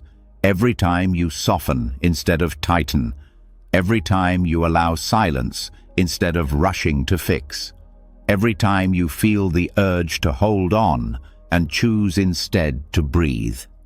This is how the mind becomes free, not by finding stability, but by learning how to rest in change. And this is the path you are walking now. Let it carry you. Let it teach you. Let it show you that what you thought was an ending is just another opening. Letting go through the lens of Bardo teaches you how to be fully present in change. It teaches you that every shift, no matter how small or shattering, is a path into awareness. But even with all the clarity gained in transitions, the mind can still remain loud. After all the insight, the mind keeps speaking. It replays old thoughts. It returns to worries. It fills space with stories, even when you already understand the lesson. That noise becomes the next challenge. It keeps you on the surface. It drains your energy. It makes you feel distant from yourself. And there is one ancient antidote for this restlessness: silence. Not the silence of a quiet room, not the absence of sound. Noble silence. The kind of silence that goes deeper than words. The kind that holds everything but clings to nothing. The kind that monks practice in forests, that meditators honor in retreats. A silence that reveals more than speech ever could. Because when all outer noise ends, the inner noise has nowhere to hide. Mental turbulence is not only caused by what happens, it's intensified by what the mind says about what happens. A single moment of difficulty is often multiplied by endless commentary. Thought feeds thought. Reaction feeds reaction. Silence breaks that cycle. Not by force, but by space. It creates a container where thoughts lose urgency, where the need to explain disappears, where peace is not added, it is uncovered. Noble silence is not suppression. It is mindfulness without distraction. It is presence without narration. It is awareness that no longer needs to perform. When you stop speaking, your energy stops leaking. Your attention gathers inward, and what felt overwhelming becomes clear, manageable, even still. Forest monks have long known this. They don't isolate themselves to escape the world. They do it to hear it more deeply, to see the mind without distortion. In silence, they study not just teachings, but their own reactions. They sit with craving, with fear, with memory. They watch these rise and fall until there is nothing left to chase. In that stillness, the mind begins to settle, not because it is forced, but because silence is its natural home. In Vipassana meditation, noble silence is part of the container. For days, sometimes weeks, there is no speaking, no eye contact, no gestures. The outer world becomes still. The inner world becomes loud at first, but then something shifts. The mind sees how repetitive it is, how much of it is just habit. Without new input, the old patterns lose momentum. Thoughts that once felt important start to lose their pull, and from that quiet, real insight begins to rise. Silence also neutralizes emotional reactivity. Most of the time, anger needs an audience. Fear needs a listener. Judgment needs someone to hear it. When you commit to noble silence, these impulses appear, but have nowhere to land. You see them arise, but you don't speak them into the world. You don't give them fuel, you just watch. This doesn't mean you repress your emotions. It means you meet them directly, without decoration, without defense. Speech, while powerful, often pulls you away from your internal center. Even kind words can become a distraction when they are used to avoid what is uncomfortable inside. Silence removes that option. You are left with only what is real, only what is present. And that presence is where transformation happens. Silence also sharpens perception. When the mind stops turning outward through speech, your senses become more vivid. You notice subtle tension in your body. You notice patterns in your thoughts. You notice how quickly you reach for distraction. And the more you notice, the more you understand. Insight is not always loud. Sometimes it arrives like a whisper, only heard when everything else is quiet. This is why noble silence is so valuable in detoxifying mental chatter. The more you stay in silence, the more you realize that not every thought deserves a response. Not every emotion needs to be explained. Not every question needs an answer. You begin to trust stillness, to live in it even when nothing is happening, especially when nothing is happening. In everyday life, silence is rare. Not just external, but internal. Most people move from one noise to another, from a conversation to a podcast, from music to scrolling. Silence feels awkward, unproductive. But in Buddhism, silence is not absence, it is space. And space is what allows wisdom to arise. You do not need to chase answers. You need to be quiet enough to hear them when they come. Even short periods of noble silence can change your nervous system. 10 minutes of true silence, no speaking, no reacting, no seeking, can begin to shift your baseline. You feel less hurried, less tense. Your breath deepens, your muscles soften, because you are no longer caught in the performance of the mind. And as the mind slows down, you start to hear what lives beneath it. Not more thought, but something different. A deeper kind of knowing, not logical, not verbal. A calm clarity that doesn't argue. This clarity is your natural state. It's not created by silence, it is revealed by it. This is the silence that masters speak from. It's why their words feel so precise, even when few are spoken, because their speech is not reaction, it is response. It comes from stillness, not from habit. You begin to learn this rhythm. You speak less, but what you say matters more. You interrupt less. You listen more fully. Your communication becomes medicine, not noise. Noble silence also reveals your cravings, the urge to speak, to explain, to entertain. These urges arise, and in silence you don't follow them. You watch, and you learn. You see how often speech is used to gain control, to seek approval, to fill space. But when you stop reaching outward, you begin to see that nothing is missing. Silence shows you that presence is enough. This is why silence is a purification.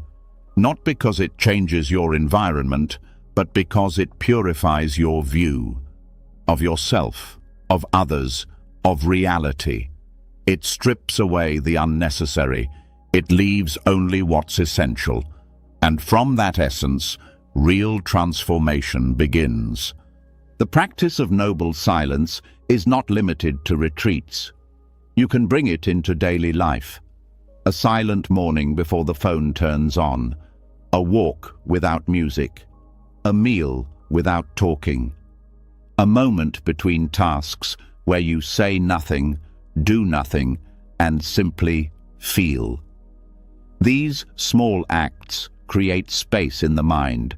They restore what has been scattered. And in that space, you begin to see patterns that once went unnoticed. You begin to understand your reactions, not by analyzing them, but by feeling their texture in the silence. You begin to notice when you speak from tension and when you speak from truth. This awareness creates choice, and that choice brings freedom. Silence also allows grief to surface. So much pain stays buried under noise. Words can keep it hidden, but when the mind becomes quiet, the body speaks, the tears come, the breath changes, the memory rises, and you don't run, you stay, you hold it in stillness, and the silence becomes a healing container. Joy, too, becomes clearer in silence, not the joy of excitement, but the joy of being, of sitting still and knowing you are enough, of feeling your breath move gently, of hearing the wind, the heartbeat, the silence itself. This is not dramatic joy, but it is steady, unshakable. It does not depend on conditions, it arises from within. And over time, the silence doesn't feel empty, it feels full, full of life, full of wisdom, full of presence. You no longer fear it, you crave it, because it brings you back to yourself. This is not about avoiding life. It's about learning how to return to the center of life, where words are no longer needed to prove anything, where silence becomes your teacher, your refuge, your power. Let noble silence be part of your practice. Let it cleanse the mind. Let it slow your reactions. Let it show you what has always been true, that peace is not something you create. It is something you uncover when the noise fades and the stillness remains. You are not the thoughts. You are the space between them, and silence is the doorway back.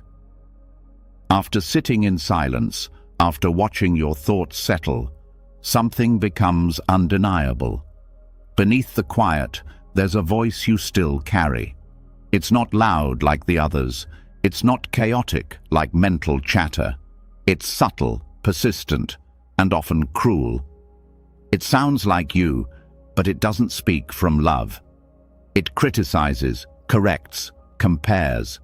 It knows exactly where you're most vulnerable and echoes there.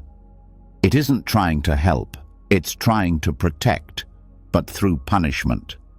This is the inner critic. And now, in the space created by noble silence, you can finally face it. Silence reveals the tone of your relationship with yourself.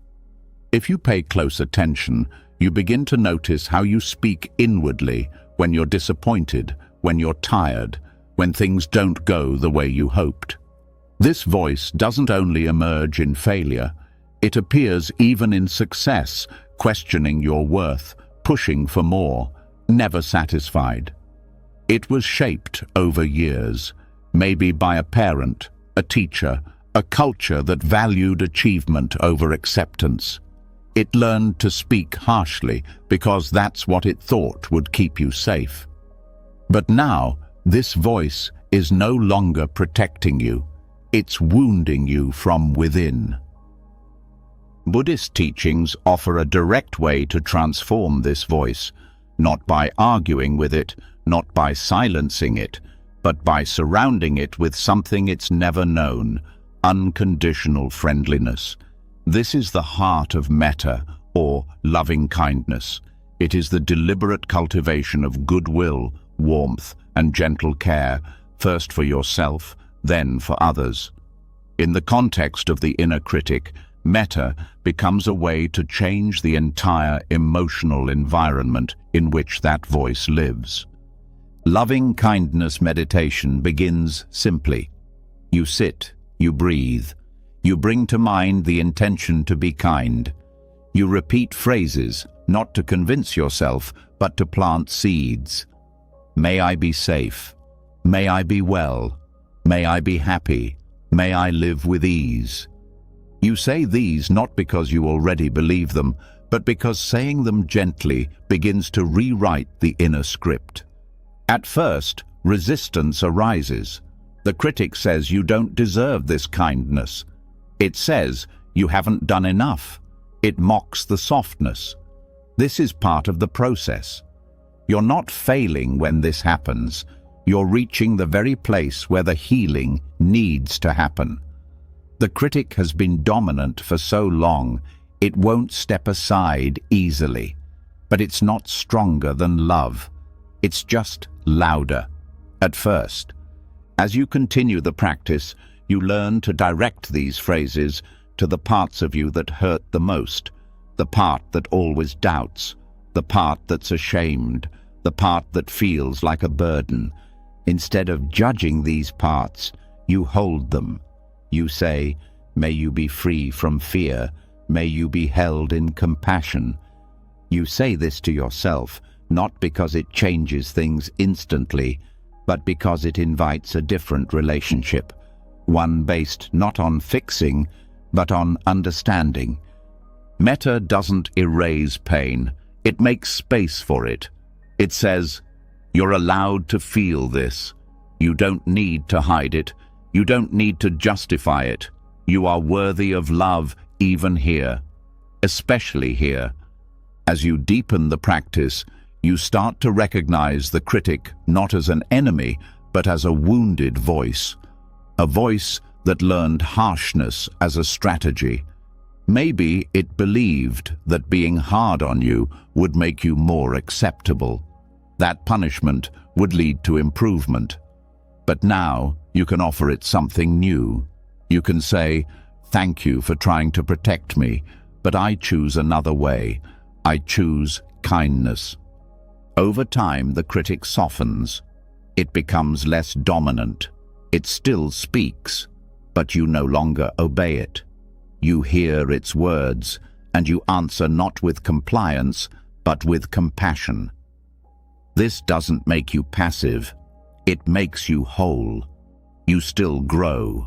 You still learn. But you do it with care, not with self-harm. Loving kindness also changes the nervous system. Harshness activates stress. It narrows the mind. It contracts the body. But metta soothes the nervous system. It widens perspective. It allows creativity. It invites rest. As you send these intentions of kindness inward, the body responds. The breath becomes smoother. The tension in the chest eases. The mind begins to settle, not through silence alone, but through safety. This practice also reveals how often your inner critic has shaped your decisions, how many times you've avoided opportunities out of fear of failure, how often you've minimized your needs because you believed they didn't matter. Loving kindness brings this into awareness. It says, your needs do matter, your dreams are valid, your heart is not too much, and this voice of care slowly becomes the voice that guides you. Eventually, you begin to recognize metta not just as a practice, but as a natural state. The critic is learned, love is remembered. It was always there, underneath the pain, underneath the conditioning. Metta doesn't add anything new, it clears the dust that covered your original heart. As you practice, the boundary between yourself and others also begins to dissolve. You notice that the way you treat yourself is the way you treat the world. If you're harsh inside, you carry that energy into every interaction. But when you respond to your own suffering with kindness, you become more available to others. You listen better. You judge less. You see the humanity in every face because you've made peace with your own. This doesn't mean you ignore mistakes. It means you stop using them as weapons. You still take responsibility. but you do so with care, not with shame. Loving kindness teaches accountability without cruelty, growth without punishment, change without rejection. Even the language you use with yourself changes.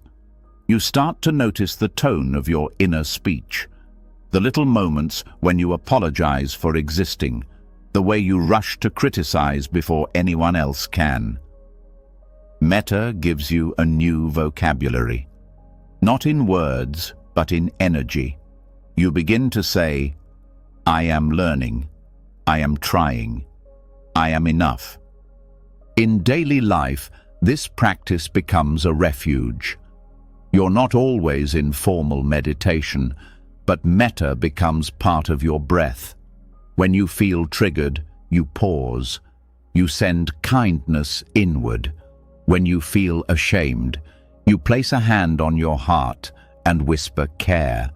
When the critic rises, you listen, and then respond with truth, not fear, not defense, but truth rooted in compassion. You are not trying to erase the past. You are choosing not to relive it unconsciously. You are building new habits of attention, of response, of emotional presence. And these new habits slowly change the atmosphere of your mind. Metta also helps when you feel stuck, not by pushing you forward, but by removing the inner pressure. It says, you can be still and still be worthy. You can be confused and still be held in care. You don't need to earn this kindness. You only need to accept it. There are moments when the practice will feel mechanical, when the words feel hollow, when the old patterns seem stronger. But this is the nature of any deep transformation. You don't stop because it's hard. You stay. You keep offering. Because with every phrase, with every breath, you are building a new foundation, one rooted in care, not criticism, presence, not perfection. Over time, the space inside you grows. What once felt like a battlefield becomes more like a sanctuary. The wounds are still there, but they're not bleeding. The critic still speaks, but it's no longer the final voice. And in that space, your life begins to change. Not dramatically, not all at once, but quietly, deeply, from the inside out. You begin to trust yourself. Not because you always know what to do, but because you know how to return to love when you forget. This trust changes everything. You take more risks. You set healthier boundaries. You stop settling for environments that mirror your old self-judgment. You move in the world with a quieter heart, a softer gaze, a steadier breath. This is what metta toward the self makes possible. Not just relief, but return. A return to the part of you that was never broken. The part that doesn't need fixing, only remembering. And now that you've begun this return, the path ahead becomes clearer. Not easier, but clearer. Because you are no longer walking it alone. You're walking it with the steady company of your own kindness. Let that kindness guide the rest of the journey, breath by breath, word by word. You are not your critic. You are the love that survives it. After you begin to treat yourself with loving kindness, something deeper unfolds. Your inner world starts to soften. The harsh edges of self-judgment slowly round out. You become less reactive to your own imperfections. But soon, another challenge appears, the way you relate to others. It's one thing to be gentle with yourself in silence. It's another to hold that same gentleness in a conversation, in conflict, in the everyday mess of human interaction. This is where the mirror of community becomes essential, not to escape into others, but to see yourself more clearly through them. In Buddhist teachings, the Sangha, the spiritual community, is not just a support system. It is a living mirror. A collective field where the self that you think is stable is constantly reflected, challenged, and softened. Without others, it's easy to believe you've transcended your reactivity. But when someone ignores you, interrupts you, or misunderstands you, your practice is tested. What rises in these moments is not new. It was already there. The Sangha helps you see it. This mirror doesn't work because people are perfect. It works because they aren't. It works because their habits activate your unconscious patterns. When you feel judged, it's a chance to see where you still judge yourself. When you feel excluded, it reveals where you exclude parts of yourself. Community shows you what's unresolved, not through teaching, but through interaction. This reflection is not always comfortable, but it is honest. The presence of others pulls the hidden material to the surface, not to shame you, but to reveal what's ready to be seen. When you react strongly to someone, pause and look inward.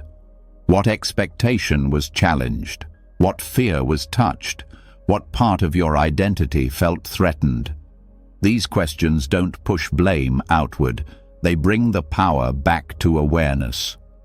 The Sangha becomes a training ground for this kind of seeing. It's not about always agreeing or always feeling safe.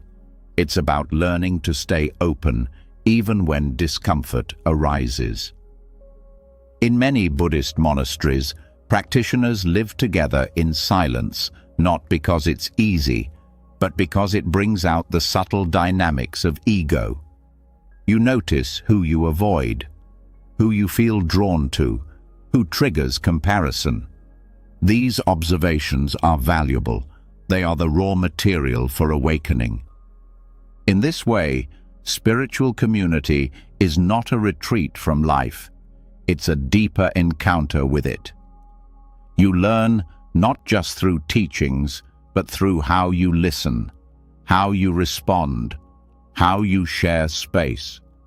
Sangha teaches humility because it reminds you that you are not the center. Your story is not the only story. Your pain is not the only pain. This shift in perspective helps dismantle the illusion of separateness. Practicing in community also reveals the mind's projections, the stories you place onto others, the assumptions you carry. You begin to notice how quickly the mind labels: friendly, distant, difficult. And in seeing this, you begin to question those labels. You start asking what you're bringing to each encounter, whether you're showing up with preconceptions or with presence. This kind of engagement takes patience. It takes courage. Because true community is not about comfort, it's about honesty. When someone reflects something back to you, especially something difficult, it's a gift. Even when it hurts, especially then, because that's where growth lives, in the places you least want to look. In traditional Buddhist practice, there is a structure called Kalyana Mitta, the spiritual friend. This is someone who walks the path with you, not to lead or follow, but to witness, to remind, to reflect. Having such a relationship in Sangha transforms how you hold yourself. You begin to value truth over approval, support over control, presence over performance. The Sangha also offers something you can't give yourself: collective energy. When others practice with sincerity, that energy supports your own practice. When you see someone else facing their pain with honesty, it gives you strength. When someone shares their struggle openly, it dissolves the illusion that you're alone.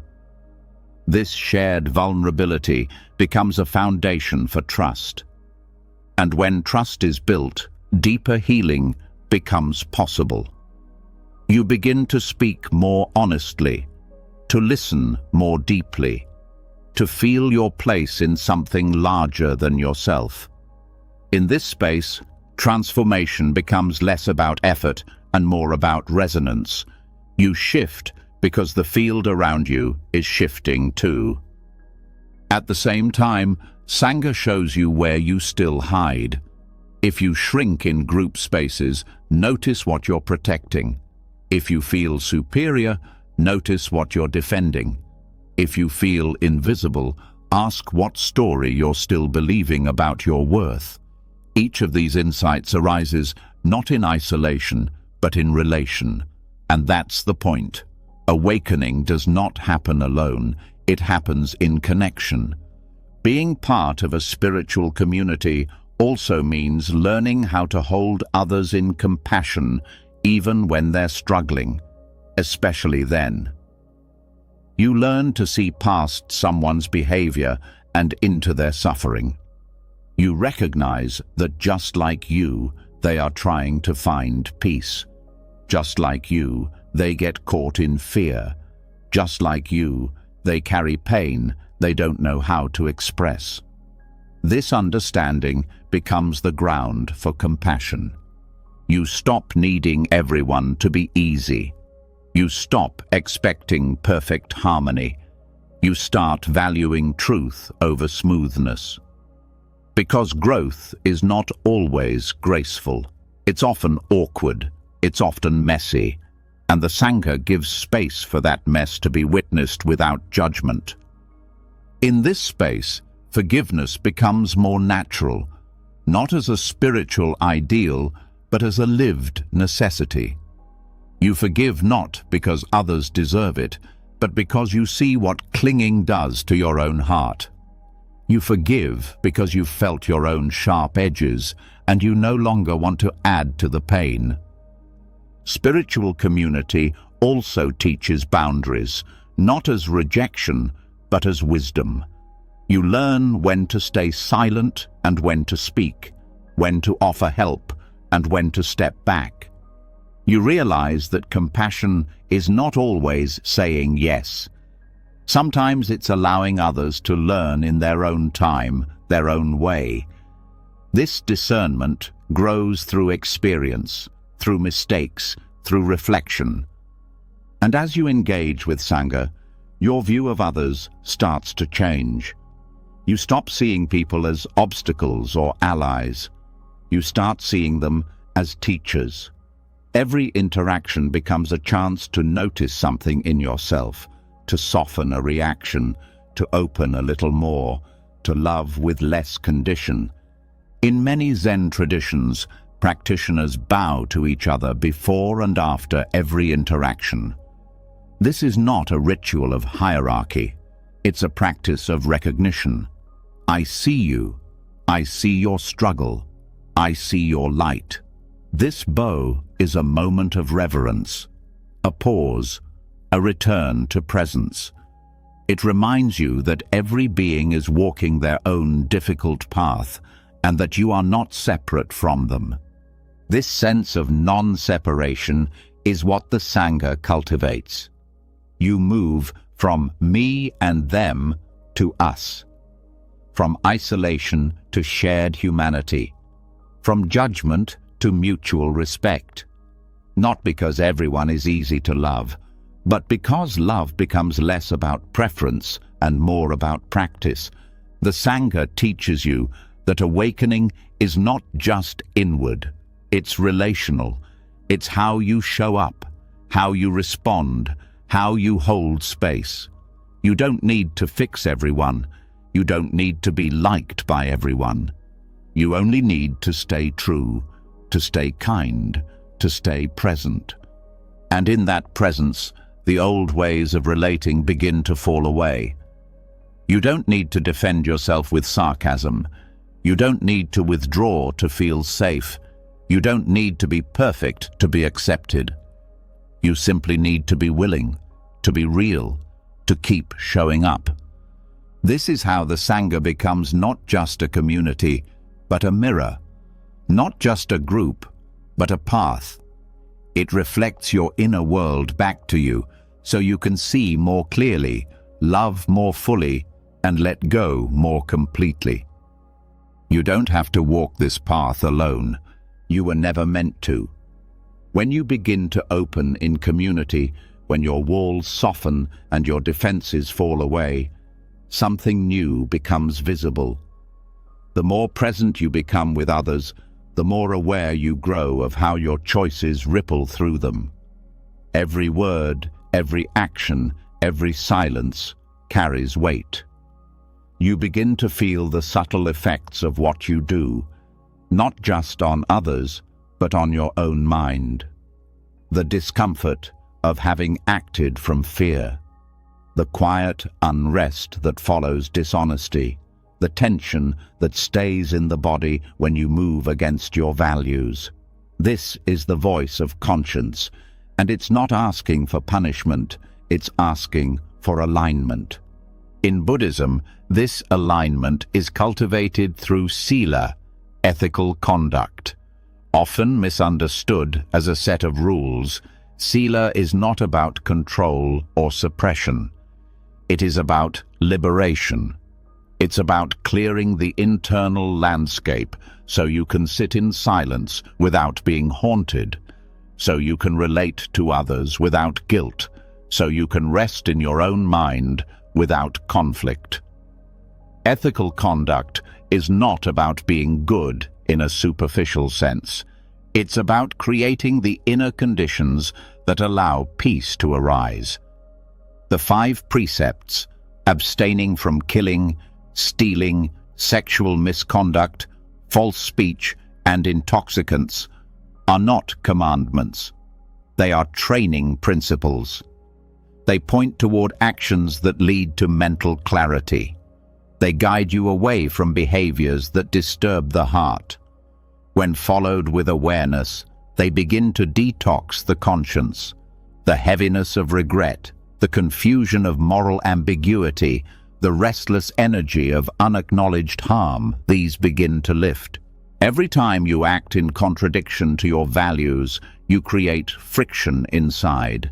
You might justify it in the moment, but your nervous system records the split. Your heart feels the dissonance, and over time, that dissonance accumulates.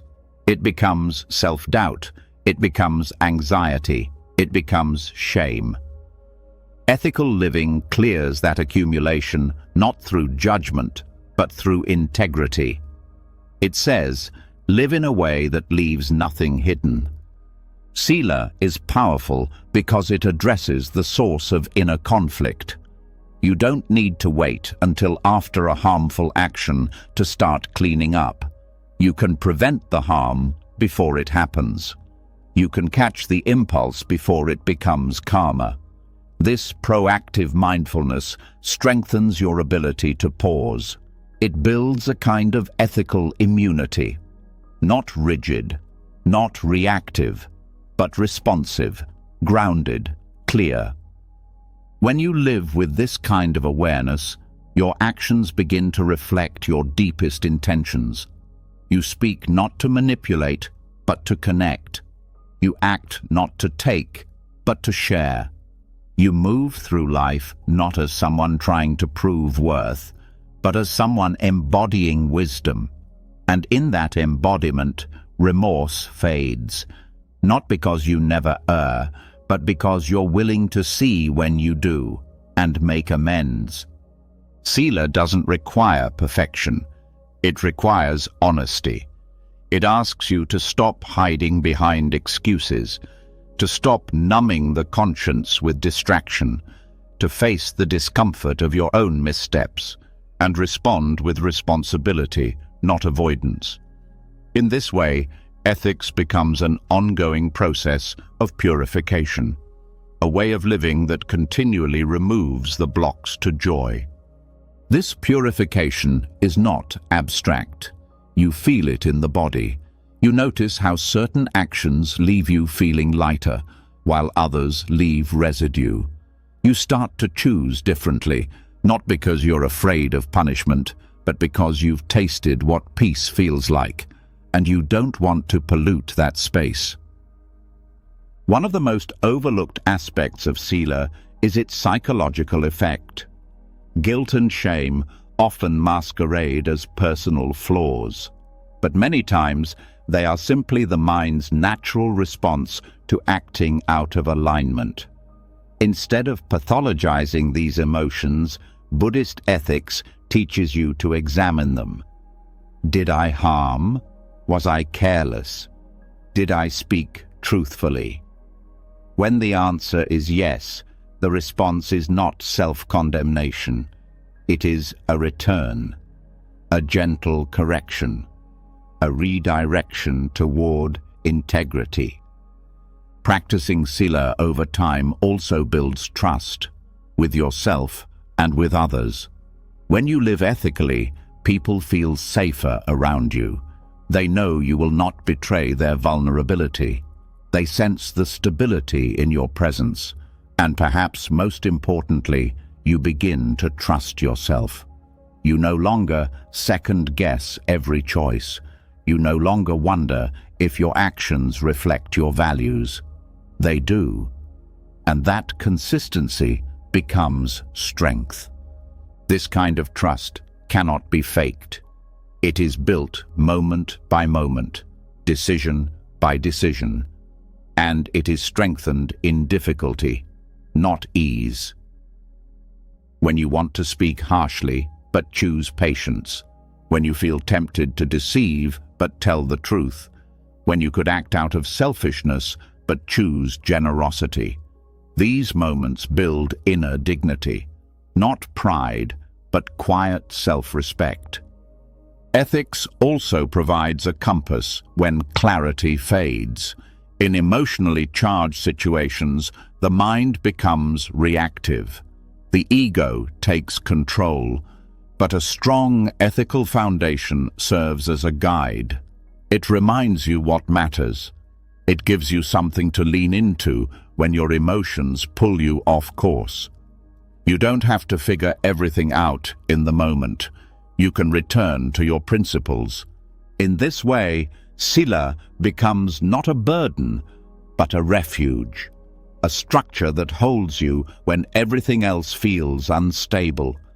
And in this structure, your conscience breathes. It no longer needs to shout to get your attention. It can rest, because it knows you are listening.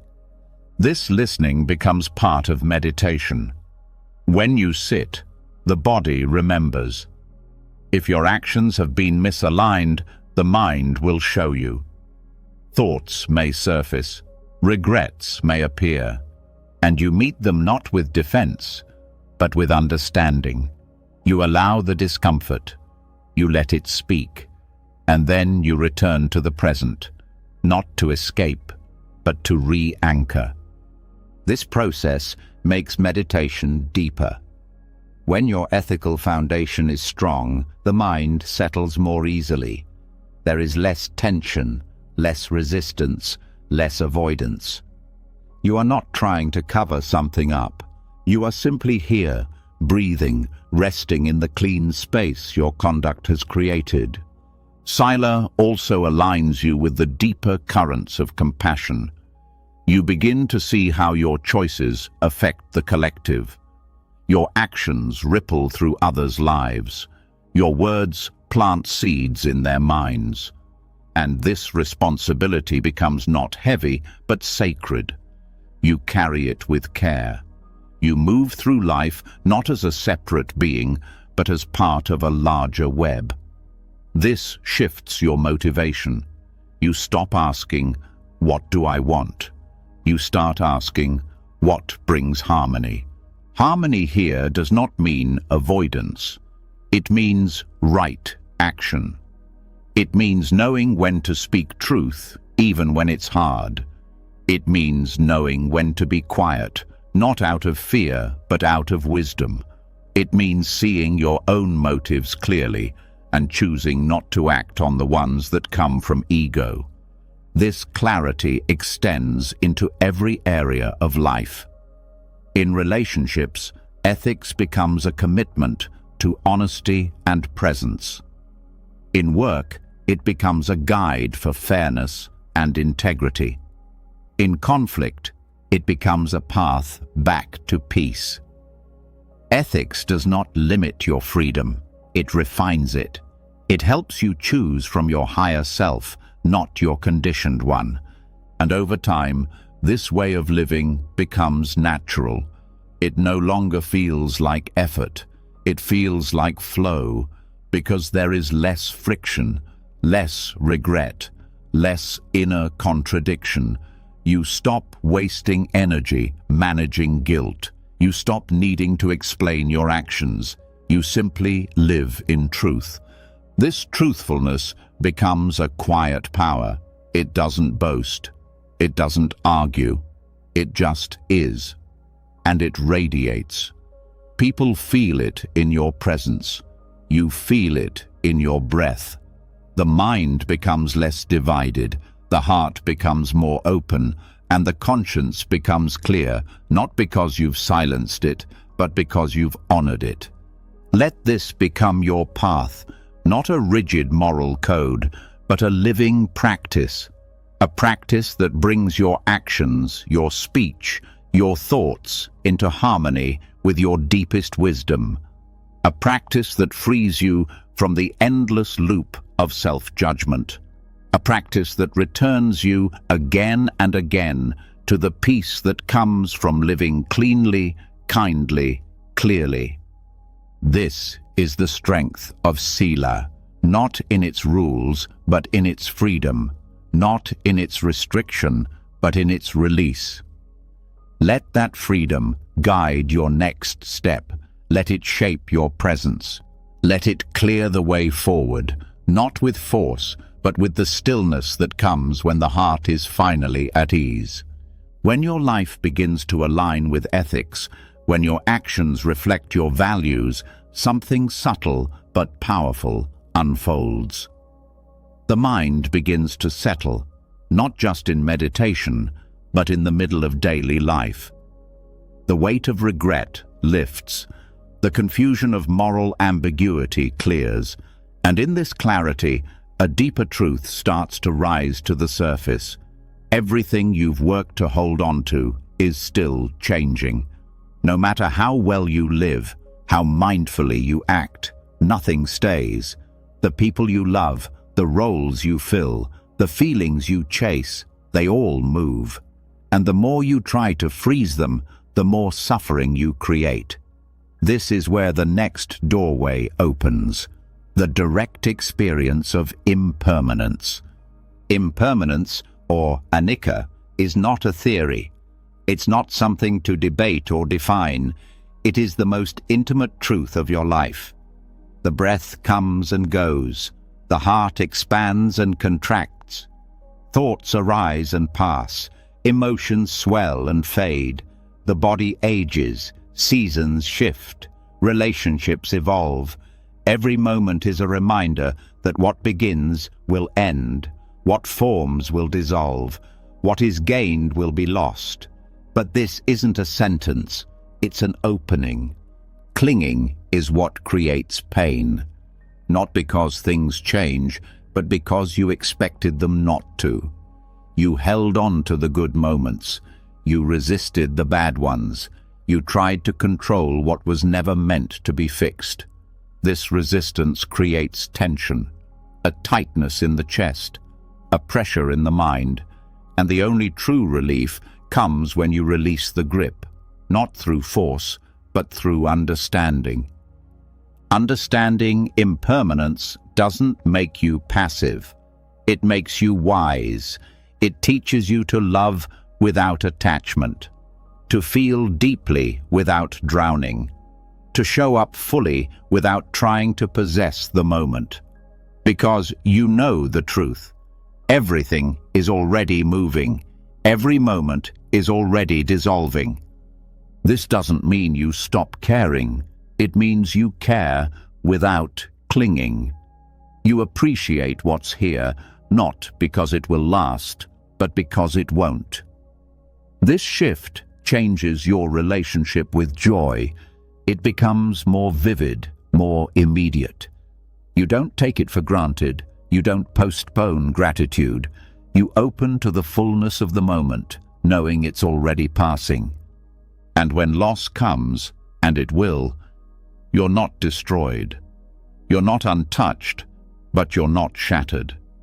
You know that pain is part of change, that grief is part of love. You stop seeing endings as failures. You start seeing them as the natural arc of experience. This softens your fear. It quiets your anxiety. It makes space for peace, not because life is easy, but because you're no longer fighting it. Practicing with impermanence begins with attention. You watch the breath. You feel it rise, stay for a moment, and fall away. You don't try to hold it. You don't resist it. You let it move. This simple act becomes a training in letting go. Every breath is a teacher. Every exhale is a release. You apply this to thoughts. When a difficult thought arises, you don't cling to it. You don't try to stop it. You just watch. It grows. It peaks. It dissolves. You see how even the most painful thought is temporary. You see how even the most powerful craving fades. This observation builds trust, not in the content of the mind, but in the process, in the truth that everything moves. You extend this to emotions. You feel sadness, and instead of pushing it away, you allow it. You feel joy, and instead of trying to hold it, you experience it fully. You let each emotion come and go like weather. You stop confusing your mood with your identity. You stop reacting to every wave. You start resting in the space that holds the waves. This resting changes your experience of time. You stop rushing. You stop clinging to the future. You stop replaying the past. You meet what's here. You let it pass. You meet the next moment. You let that one go too. This isn't detachment in a cold sense. It's freedom in the warmest sense, because you're no longer resisting the way life naturally moves. Understanding impermanence also helps you face aging. You see the body changing, the skin loosening, the strength shifting, and instead of denying it, you bow to it. You honor the impermanence of your form as part of its beauty. You stop chasing youth. You stop resisting time. You begin to live in rhythm with reality. You also begin to meet death differently. Not just the death of people you love, but the little deaths of identity, of routine, of certainty. These endings no longer scare you. They teach you. They show you what matters. They strip away what's false. They bring you into what's real. In Buddhist practice, meditating on death is not morbid. It is liberating. It reminds you that you don't have time to waste, that nothing is promised, that each word you speak, each action you take matters, because it may be your last. This doesn't make you anxious. It makes you awake. When you integrate impermanence, your relationships change. You no longer cling to roles. You no longer expect people to stay the same. You allow others to change, to grow, to move on. You hold them with love, not possession. And because of that, your love becomes more honest, less needy, more generous. You start to release the idea that things must work out a certain way, that life must follow your plan. You stop measuring success by what lasts. You start measuring it by how present you are while it happens. This changes your goals. It changes your definition of progress. It brings peace, even in uncertainty. You no longer see impermanence as something to be solved. You see it as the very nature of reality, and that insight dissolves fear at the root. Because what you feared was not change itself, but your resistance to it. Letting go doesn't mean not caring. It means caring without grasping. It means showing up with everything you have, knowing it will pass, and loving it all the more because of that. This is not weakness, it's strength. It takes courage to stay open in a world that keeps moving. It takes wisdom to embrace what you cannot hold. When fear arises, you meet it with this understanding. You say to yourself, this too is impermanent. When joy visits, you welcome it with open hands. When grief returns, you make room for it without collapsing. Each experience becomes part of the path. Each moment becomes part of the training. This practice is not about escaping emotion. It's about becoming spacious enough to hold all of it without being consumed. That spaciousness is not something you create. It's something you uncover by letting go. Impermanence does not make life meaningless. It makes it meaningful. It reminds you that this conversation, this smile, this breath matters, because it will never come again. It invites you to stop sleepwalking, to stop waiting for later, to live here, now. And when you live like this, peace is no longer a goal. It becomes a quality of presence, a result of alignment, a natural outcome of moving with life instead of against it. You don't need to force yourself to be okay with change. You just need to see it clearly, to feel it directly, to let it teach you what permanence never could. That freedom isn't in holding on, it's in knowing you don't need to. And from this knowing, something new arises. Not detachment, but connection. Not indifference, but depth. You begin to love more fully, not because it will last, but because it won't. Let this understanding guide you. Let it soften the fear. Let it loosen the grip. Everything you need to let go of is already moving. Everything you think will last is already passing, and that's not a loss. That's your freedom. After surrendering to impermanence, something inside softens even further. You stop trying to trap life in containers. You stop expecting permanence where there is none. You've started to understand that clinging is not safety, and letting go is not loss. It's the natural flow of everything. But now, another question arises in the quiet that follows release. What do you live for if everything is always moving? What gives shape to your path when you no longer chase security or grasp at identity? In Buddhism, the answer is not about self-fulfillment. It's about turning outward. It's about becoming a source of liberation for others. This is the Bodhisattva ideal. The Bodhisattva does not seek awakening just for themselves. They vow to awaken for the sake of all beings. Not because they feel superior, not because they want recognition, but because they see clearly that there is no real separation. Your healing is not complete until you include others in it. Your wisdom is not fully mature until it becomes service. Paradoxically, this outward turn lightens your inner pain. When you stop making your own suffering the center of everything, it begins to loosen. Not because it disappears, but because you've changed its role. It becomes fuel instead of weight. It becomes the very reason you can relate to others with tenderness.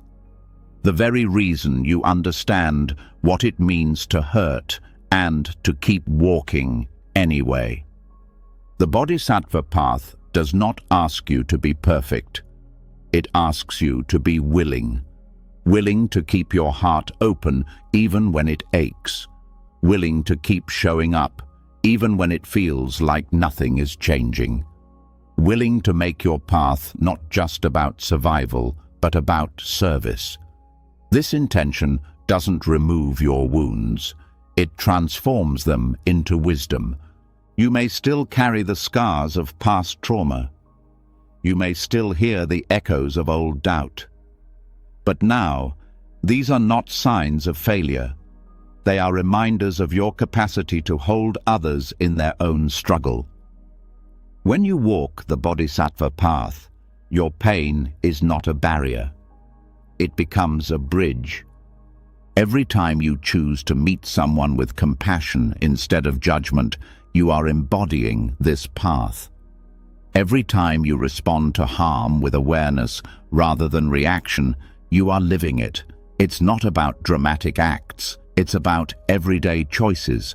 It's how you speak, how you listen, how you show up with presence in the ordinary moments that most people overlook. And yet, the Bodhisattva vow is not passive.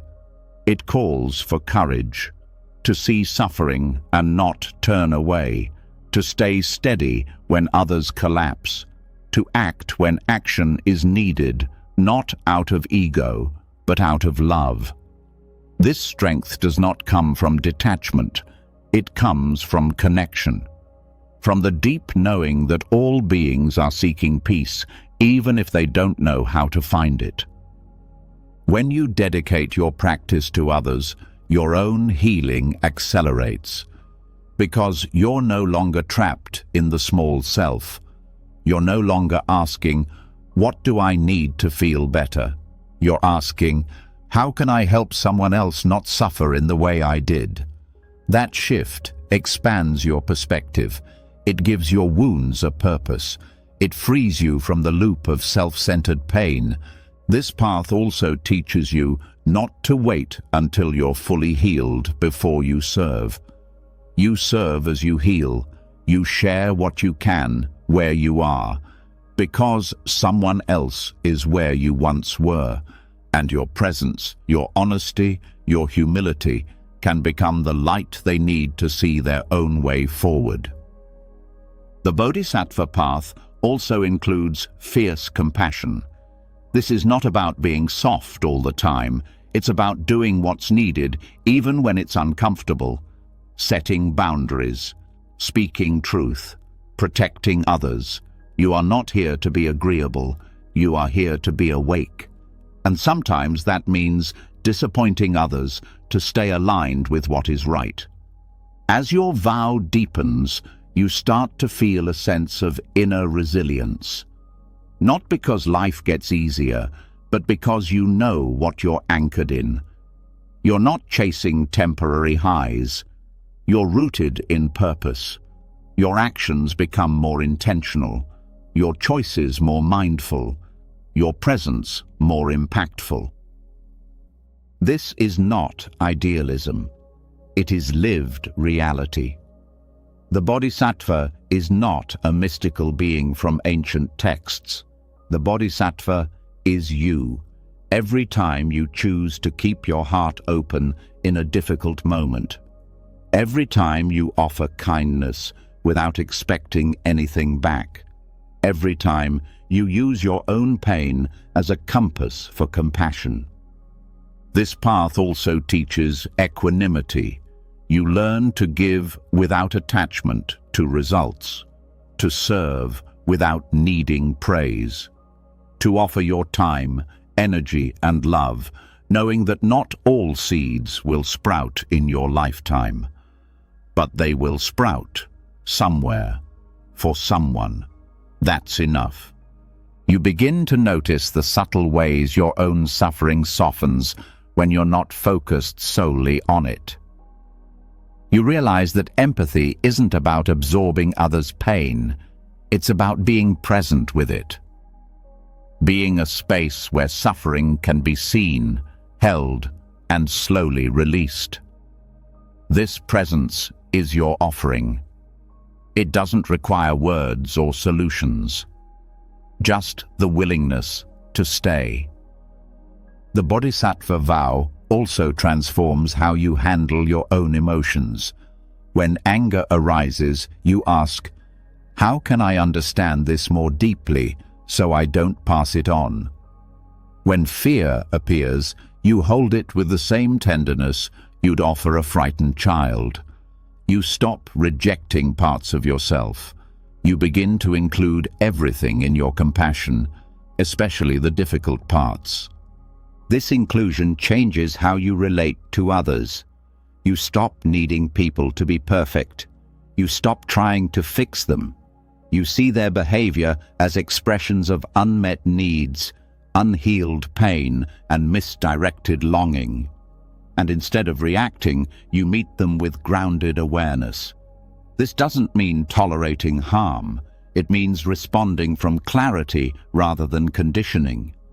As you embody this path more fully, you realize that the world does not need your perfection. It needs your presence. It needs people willing to act from love, even when it's inconvenient. Willing to face their own shadows so they don't project them onto others. Willing to stay with what's hard so others know they're not alone. The Bodhisattva does not wait until conditions are perfect. They begin where they are. They use the life they've been given. The joys, the losses, the wounds, all of it becomes part of their path. Nothing is wasted.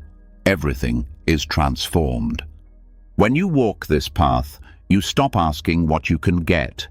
You start asking what you can give, not out of obligation, not out of guilt, but because giving becomes the most natural expression of who you are.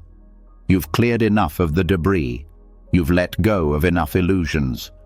Now, your very being becomes a source of benefit. This path is not about being heroic. It's about being real.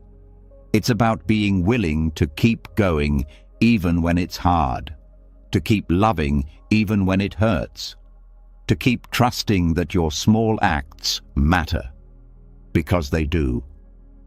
Let this ideal live in your heart, not as pressure, but as guidance, not as a standard you must meet, but as a light you can follow. Let it remind you why you practice, why you heal, why you keep showing up, not just for yourself, but for all beings. Because when you walk for them, you are never alone, and neither are they. When your life becomes an offering, when your wounds begin to serve something greater than your own healing, the way you move through the world transforms. Every choice carries more weight, not as a burden, but as a responsibility guided by clarity. You begin to realize that your liberation is no longer separate from how you affect others. And in that realization, something subtle begins to shift. You start to pay closer attention to what you allow into your mind, because just as your actions leave an imprint on others, what you absorb leaves an imprint on you. Everything you take in, through your eyes, your ears, your attention, shapes the state of your mind. Not just the obvious things like entertainment or conversations, but even the tone, energy, and subtle messages of the environments you engage with. In Buddhism, this is understood through the lens of mental karma. Karma doesn't only come from what you do, it also comes from what you internalize.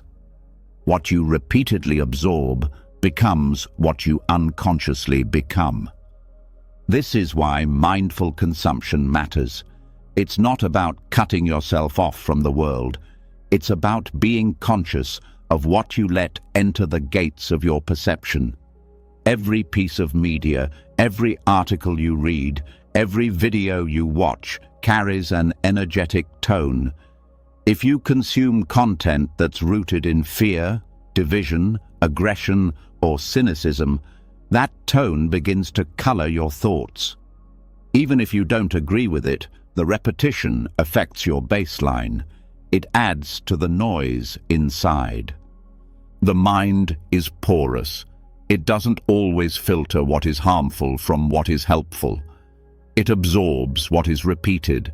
It gets conditioned by what you pay attention to. This is why it's important not to treat what you consume casually. Just as you would protect your body from spoiled food, you must protect your mind from mental toxins. Mindful consumption begins with awareness, noticing how certain forms of content leave you feeling heavier, how certain conversations leave your body tense, how certain environments pull you into agitation or distraction. These effects are subtle, but they accumulate, and unless they are seen clearly, they begin to form the background of your life. Start by asking yourself simple questions. What kind of mental states does this content encourage? Does it bring clarity or confusion? Does it feed compassion or resentment? Does it leave me feeling more grounded or more reactive? These questions are not meant to create guilt. They are meant to restore choice. One of the most overlooked sources of mental karma is casual speech. Conversations that revolve around gossip, judgment, or superficiality may seem harmless, but they leave a trace. They pull the mind into comparison, anxiety, and attachment to opinion. Being mindful in speech includes being mindful in listening. When you stay in conversations that go against your values, even passively, your silence can become participation. Stepping back from such interactions is not rejection, it's preservation of clarity. This doesn't mean isolating yourself. It means choosing environments that nourish your inner life, people who reflect your aspirations, conversations that encourage depth, words that carry intention. You begin to notice that after certain encounters, your heart feels more open. After others, it feels guarded. That contrast is your compass. Another form of consumption is self-talk. The narratives you repeat, the identities you reinforce, the judgments you silently affirm. These are absorbed with the same impact as external voices. What you say to yourself when you're alone is often more powerful than anything someone else could say. If the inner voice is shaped by content that feeds insecurity, the result is predictable. Your sense of self shrinks. Your mental energy becomes drained.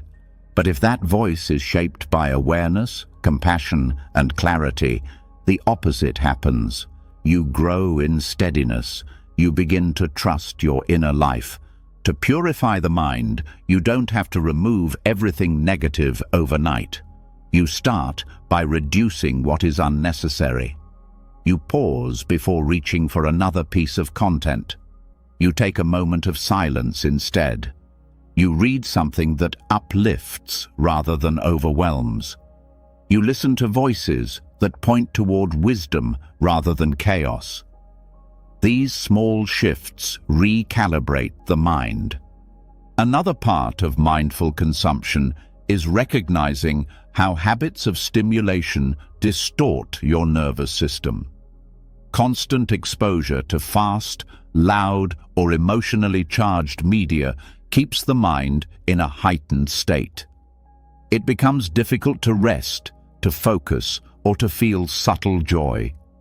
Simpler experiences, like watching the breath, listening to the wind, or having a quiet moment, lose their appeal because the mind has been trained to seek intensity.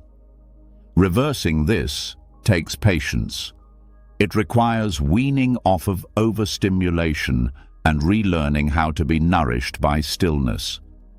Even the background noise matters. What plays while you work, cook, or commute still enters the mind. If it's filled with fear, negativity, or fragmentation, those qualities silently shape your inner world. Replacing this background with silence, nature sounds, or teachings that bring wisdom makes a difference. The mind does not need constant input. It needs meaningful input, or sometimes none at all. Mindful consumption also applies to physical space. The visual environment, the energy of the room, the colors, the clutter, all affect the mind. A messy, chaotic environment sends messages of disorder. A simple, intentional space supports calm and attention. This is not about aesthetics alone. It's about what your surroundings are whispering to your subconscious day after day. In Buddhist monastic settings, great care is taken in creating a space that supports inner stillness. Not for beauty, but for practice. Every object has its place. Every activity is done with awareness. This principle can be brought into your own life. You don't need to live in a monastery to create a peaceful environment. You simply need to become more intentional with what surrounds you. Technology, though powerful, requires particular mindfulness. Endless scrolling, constant alerts, and fragmented attention retrain the brain to be reactive rather than reflective. Mindful use of technology means setting limits, creating digital boundaries, choosing when to engage and when to step back. Not every message needs an instant response. Not every thought deserves to be broadcast. Discipline in digital life restores mental clarity. Another aspect, often ignored, is energetic consumption. This refers to the subtle impact of the moods, emotions, and energies around you. Being in spaces filled with anger or fear affects your system, even if no words are exchanged. This is not about blaming others. It's about becoming sensitive enough to know when your own inner state is being altered and taking steps to return to center. Practices like grounding, breathing, and stepping into nature help reset this balance. Purifying what you take in doesn't mean rejecting the world. It means choosing what allows you to stay awake in the world.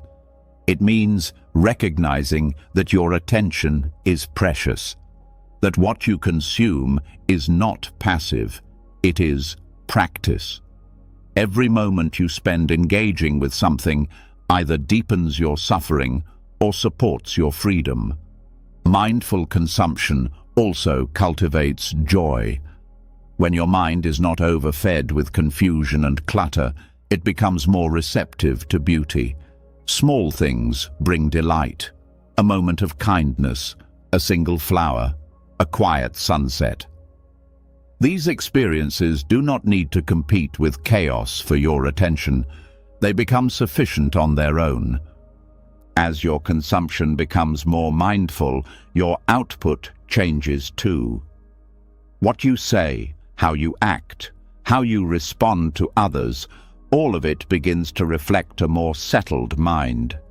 You speak with more care, you listen with more presence, you stop reacting to everything as if it's urgent. You begin to live in rhythm with what actually matters. This is not about avoiding difficulty. It's about reducing what is unnecessary, so you have the energy to meet difficulty with strength. You stop feeding the mind things that weaken it. You start choosing what aligns with your practice. This is a form of compassion toward yourself and toward others. In Buddhist teachings, right consumption is an extension of right intention. You don't take in what numbs. You take in what supports awakening. You let go of the habit of distraction. You move toward presence, not with harshness, but with care, because what you take in becomes what you live from, and what you live from becomes what you offer to the world. Let your intake be a reflection of your highest values. Let it clear the space within you for peace to arise. Let it support your path, not just by avoiding harm, but by inviting clarity, stillness, and joy. What enters the mind shapes the mind. Let what enters be chosen with awareness. Let your inner space be treated as sacred. Because everything you consume becomes part of who you are becoming. When you begin to purify what enters your mind, when you take responsibility for what you absorb and allow your attention to rest in nourishing places, something deep inside stabilizes. The mind becomes quieter, less reactive. The emotions lose some of their sharp edges. You begin to realize that many of your struggles came not from what happened, but from what you unconsciously fed yourself again and again. With clearer input, the inner environment becomes more honest. And in that honesty, one truth stands above all others. This life is not permanent.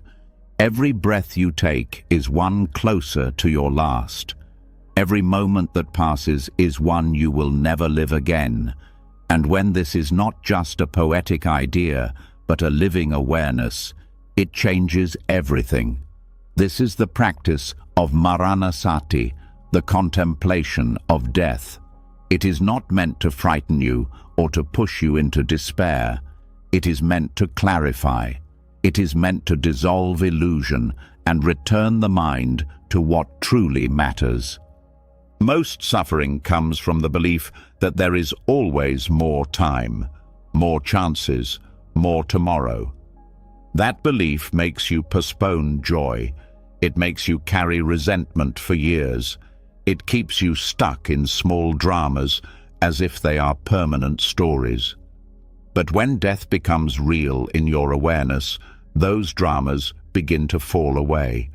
The urgency to defend your ego, to prove your point, to win every argument fades. Because death is not impressed with your victories. It's not waiting for your perfect plans. It will come whether you are ready or not. To meditate on death is not to be morbid. It is to be fully alive. Because only those who understand impermanence can appreciate presence. When you truly grasp that your time is limited, your priorities change. The things that drain your spirit no longer hold power. The people you love become more precious. The moment you're in becomes more than enough. Maranasati invites you to reflect on the simple fact that your body will stop breathing. Your name will be forgotten. Your possessions will pass to others. Your successes and failures will dissolve. And when everything you've used to define yourself is stripped away, what remains? That question is not abstract. It is the most important question of your life. Contemplating death does not cause fear. It reveals the fear that was already there. The fear of being out of control, the fear of losing what you love, the fear of meaninglessness. But instead of avoiding these fears, the practice turns toward them. It sits with them. It breathes with them. And slowly, something shifts. You begin to see that fear does not have the final word. Awareness does. This awareness brings clarity. It shows you where you've been wasting time, where you've been seeking validation instead of living truth, where you've been making decisions based on fear rather than wisdom. Death contemplation brings these patterns to the surface, not to shame you, but to free you from them. You begin to ask different questions. If I had one day left, who would I forgive? What would I stop holding back? What would I stop pretending to be? These are not hypothetical questions. They are doorways. Every honest answer brings you closer to freedom. When you remember death, small problems become small again. The ego's negativity loses its grip. That voice in your head that criticizes, compares, complains, it quiets when you realize none of its stories will survive your last breath. Suddenly, there is space. Space for forgiveness. Space for gratitude. Space for choosing love over pride. Meditating on death also deepens your compassion. You start to see that everyone you meet is on the same journey. Everyone will lose everything. Everyone will grieve. Everyone will say goodbye. This shared reality softens your judgments. It opens your heart. You become slower to react, quicker to listen. You stop expecting perfection. You start offering kindness because you know it may be your last chance. In Buddhist tradition, monks are often encouraged to meditate in cemeteries or reflect on corpses, not to glorify decay, but to dissolve illusion, to see directly that this body is not who you are, that no appearance is permanent, that what you are clinging to will change, no matter how tightly you hold it. This is not cruelty, it is compassion, because only when you stop clinging to the impermanent can you begin to rest in what is unchanging. Maranasati is also a powerful tool for cutting through procrastination.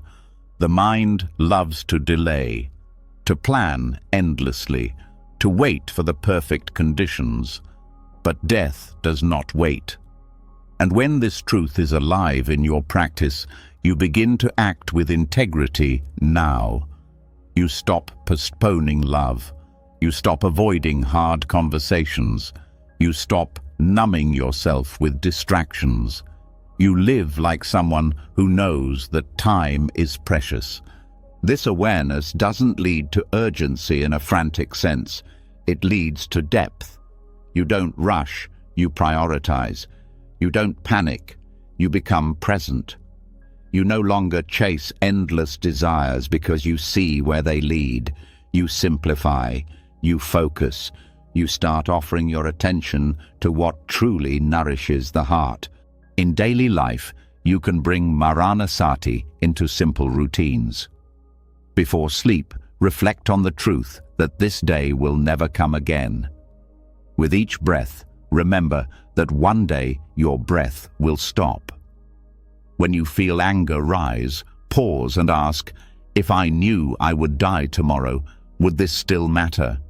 These small practices bring you closer to the root of wisdom, and that wisdom does not lead to sadness. It leads to appreciation. You stop needing things to be perfect. You start feeling grateful that they are here at all. Every cup of tea, every shared moment, every quiet breath becomes sacred, not because they last, but because they don't. Death contemplation also brings perspective when life becomes overwhelming. When challenges seem too big, when loss feels unbearable, when fear threatens to consume you, remembering death helps you return to what matters. It reminds you that life is a brief spark, that joy and sorrow are both part of it, that you are not here to be invincible, you are here to be awake. This kind of awakening is not loud, it is not dramatic, it is steady, humble. It changes how you show up in ordinary moments. You start saying, I love you, more often. You listen more fully. You stop trying to win arguments and start trying to understand.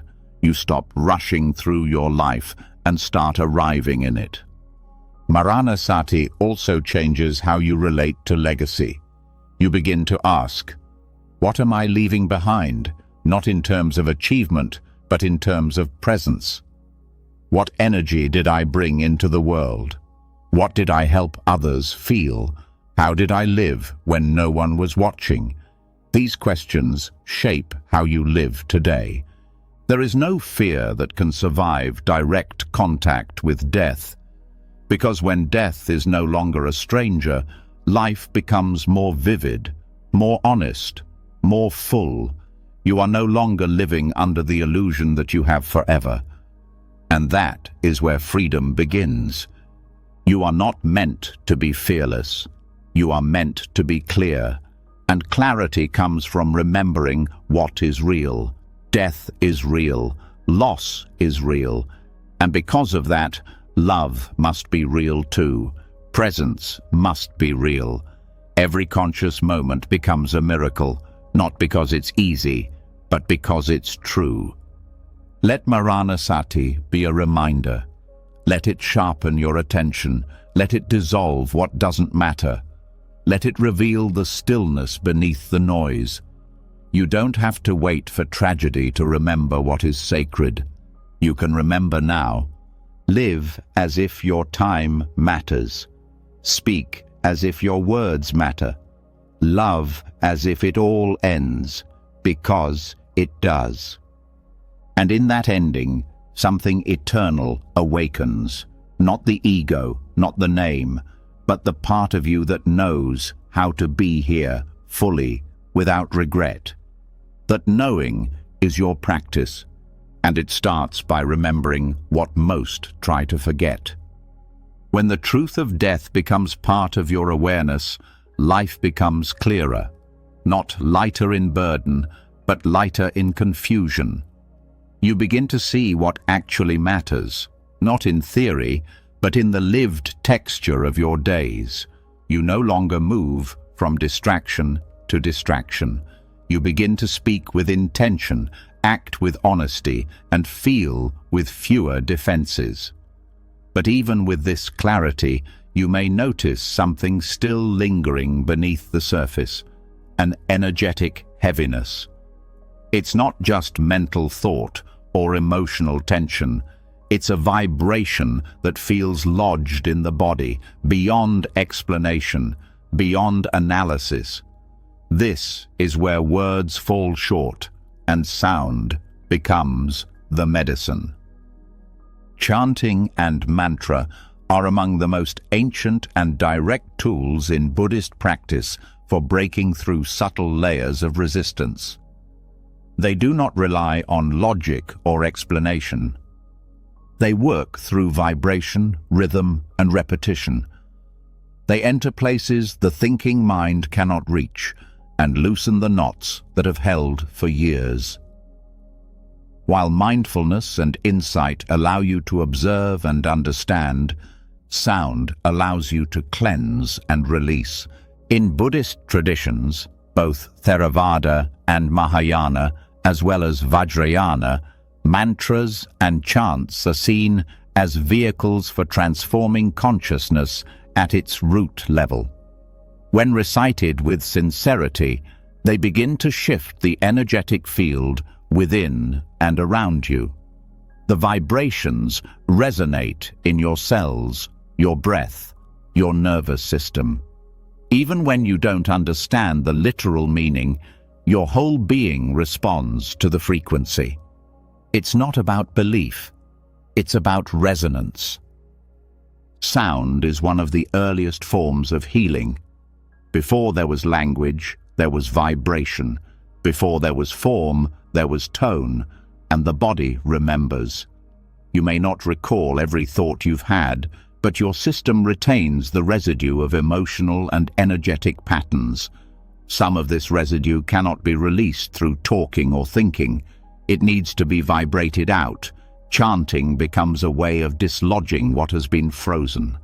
One of the most widely used chants in Mahayana Buddhism is the Heart Sutra mantra, Gate, Gate, Paragate, Parasamgat, Bodhisvaha.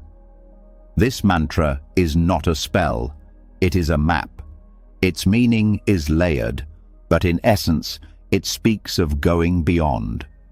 Beyond fear, beyond clinging, beyond illusion. It points to the empty nature of all phenomena, not in a cold way, but in a liberating way. When chanted with focus, it helps dissolve attachment to form, and opens a doorway into the vastness of awareness. The rhythm of this mantra, especially when recited slowly and steadily, begins to create a field of stillness. The mind cannot hold on to its usual noise while keeping pace with the mantra. Thought slows, breath deepens, and something shifts, not in content, but in tone. The energetic state becomes less constricted, more open, more fluid. This is not wishful thinking. It is direct experience. Another potent example from the Vajrayana tradition is the Vajrayogini mantra, Om Ah Hung Benza Guru Pema Siddhi Hung. This mantra is a powerful tool for cutting through subtle forms of ego and attachment. Vajrayogini represents the fierce, awakened feminine energy that burns away illusion with uncompromising clarity. Her mantra is not soft. It is electric. It activates a force within you that does not tolerate self-deception. Chanting this mantra is not about becoming someone else. It is about uncovering the fire that already lives inside you. The part of you that can see clearly and act without hesitation.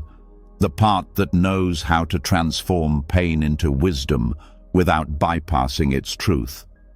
The vibration of this mantra reaches into the dense corners of your psyche and begins to loosen old karmic impressions. You don't need to understand how it works because you are participating with your whole being. Mantra practice is not dependent on having a beautiful voice or a perfect pronunciation. What matters is your sincerity. The energy behind the sound carries more weight than the sound itself. The voice becomes an instrument, not of performance, but of purification. You speak the syllables not just with your mouth, but with your intention. Consistency is what deepens the practice. A few minutes daily can shift your entire inner landscape over time. It is not about the number of recitations, it is about the quality of attention. When the mind wanders, you return to the sound. When resistance arises, you breathe into it and keep chanting. Over time, this process begins to build a field of stability within you, something that no longer gets shaken by every emotion or external disturbance. The vibrational impact of mantra also interacts with the body directly. It stimulates specific points in the nervous system. The tongue, lips, and breath work together to activate meridians and energy centers. This physical engagement is why chanting can often produce a sense of grounding, warmth, or emotional release, even without understanding the deeper meaning of the words. Group chanting amplifies this effect. When multiple voices align in a shared rhythm and tone, something collective is activated. The boundaries between self and other begin to dissolve. You feel carried by the sound. You feel less separate. And this sense of connection becomes healing in itself, not because it comes from agreement, but because it arises from resonance. Different mantras have different effects. Some open the heart, some calm the mind, others invoke clarity, power, or protection. The mantra Om Mani Padme Hum, associated with Avalokiteshvara, the Bodhisattva of compassion, invokes the quality of unconditional love. Its repetition softens the hardness around the heart. It dissolves judgment. It brings a sense of gentleness that can be deeply needed when you're caught in inner conflict. When practicing mantra, it helps to create a simple ritual space. Light a candle, sit comfortably. Begin slowly, allowing the sound to rise from the belly, not the throat. Breathe naturally.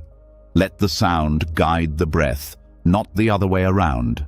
If emotion arises, let it move through. If silence calls, let it be there. There is no need to push. The mantra is the vehicle. You only need to ride it. Over time, mantras become internalized. Even when you are not chanting aloud, they echo in your awareness. You begin to hear them in moments of anxiety or stress. They return like an anchor. They become a refuge in difficult situations. The sound continues, even in silence. This is how chanting disrupts negative patterns, not by suppression, but by resonance. It doesn't argue with the ego. It simply overrides its frequency. It shifts the vibrational field from within, and once your inner field shifts, the outer experience begins to respond differently. You become less reactive. You respond with more space. The same challenges appear, but they no longer define you. In this sense, mantra becomes a form of meditation, a focused, embodied meditation that trains the mind to return to the present. That cleanses the inner mirror. That steadies the attention, and in doing so, reveals a more truthful version of your own mind. Chanting also connects you with lineage. The mantras you recite have been recited for centuries. They carry the momentum of millions of practitioners who have walked the path before you. When you chant, you are not alone. You are joining a river that has been flowing for lifetimes, and that connection brings strength, especially in moments when you feel weak. You can explore which mantras speak most deeply to your heart. There is no one right choice. The sound that resonates with you is the sound that heals you. Trust your intuition. Let the vibration choose you. Begin where you are and grow from there. Chanting is not a shortcut. It is not a magical fix. It is a practice. But its power lies in how it bypasses the mind's defenses and reaches into the deeper layers of consciousness. Over time, it builds an inner resonance that no longer matches the frequency of negativity. And when the frequencies no longer match, the negativity falls away on its own. Let chanting be a part of your daily return to presence, to clarity, to the part of you that is already free, waiting only for your attention to return home. You do not need to fight what is difficult. You only need to vibrate at a frequency that allows the difficult to transform. And sound, when used with care, does just that. As sound begins to soften the grip of inner resistance, something buried even deeper starts to stir. The vibrations have disrupted old patterns, cleared mental noise, and loosened the tight structures that once felt immovable. But in the silence that follows, a new voice may rise, subtle, familiar, and persistent. The voice that questions your worth, that doubts your progress, that tells you to give up. This is not just habit or memory. It is something more cunning, more strategic. In Buddhist teachings, it is called Mara. Mara is not a myth to be dismissed as superstition.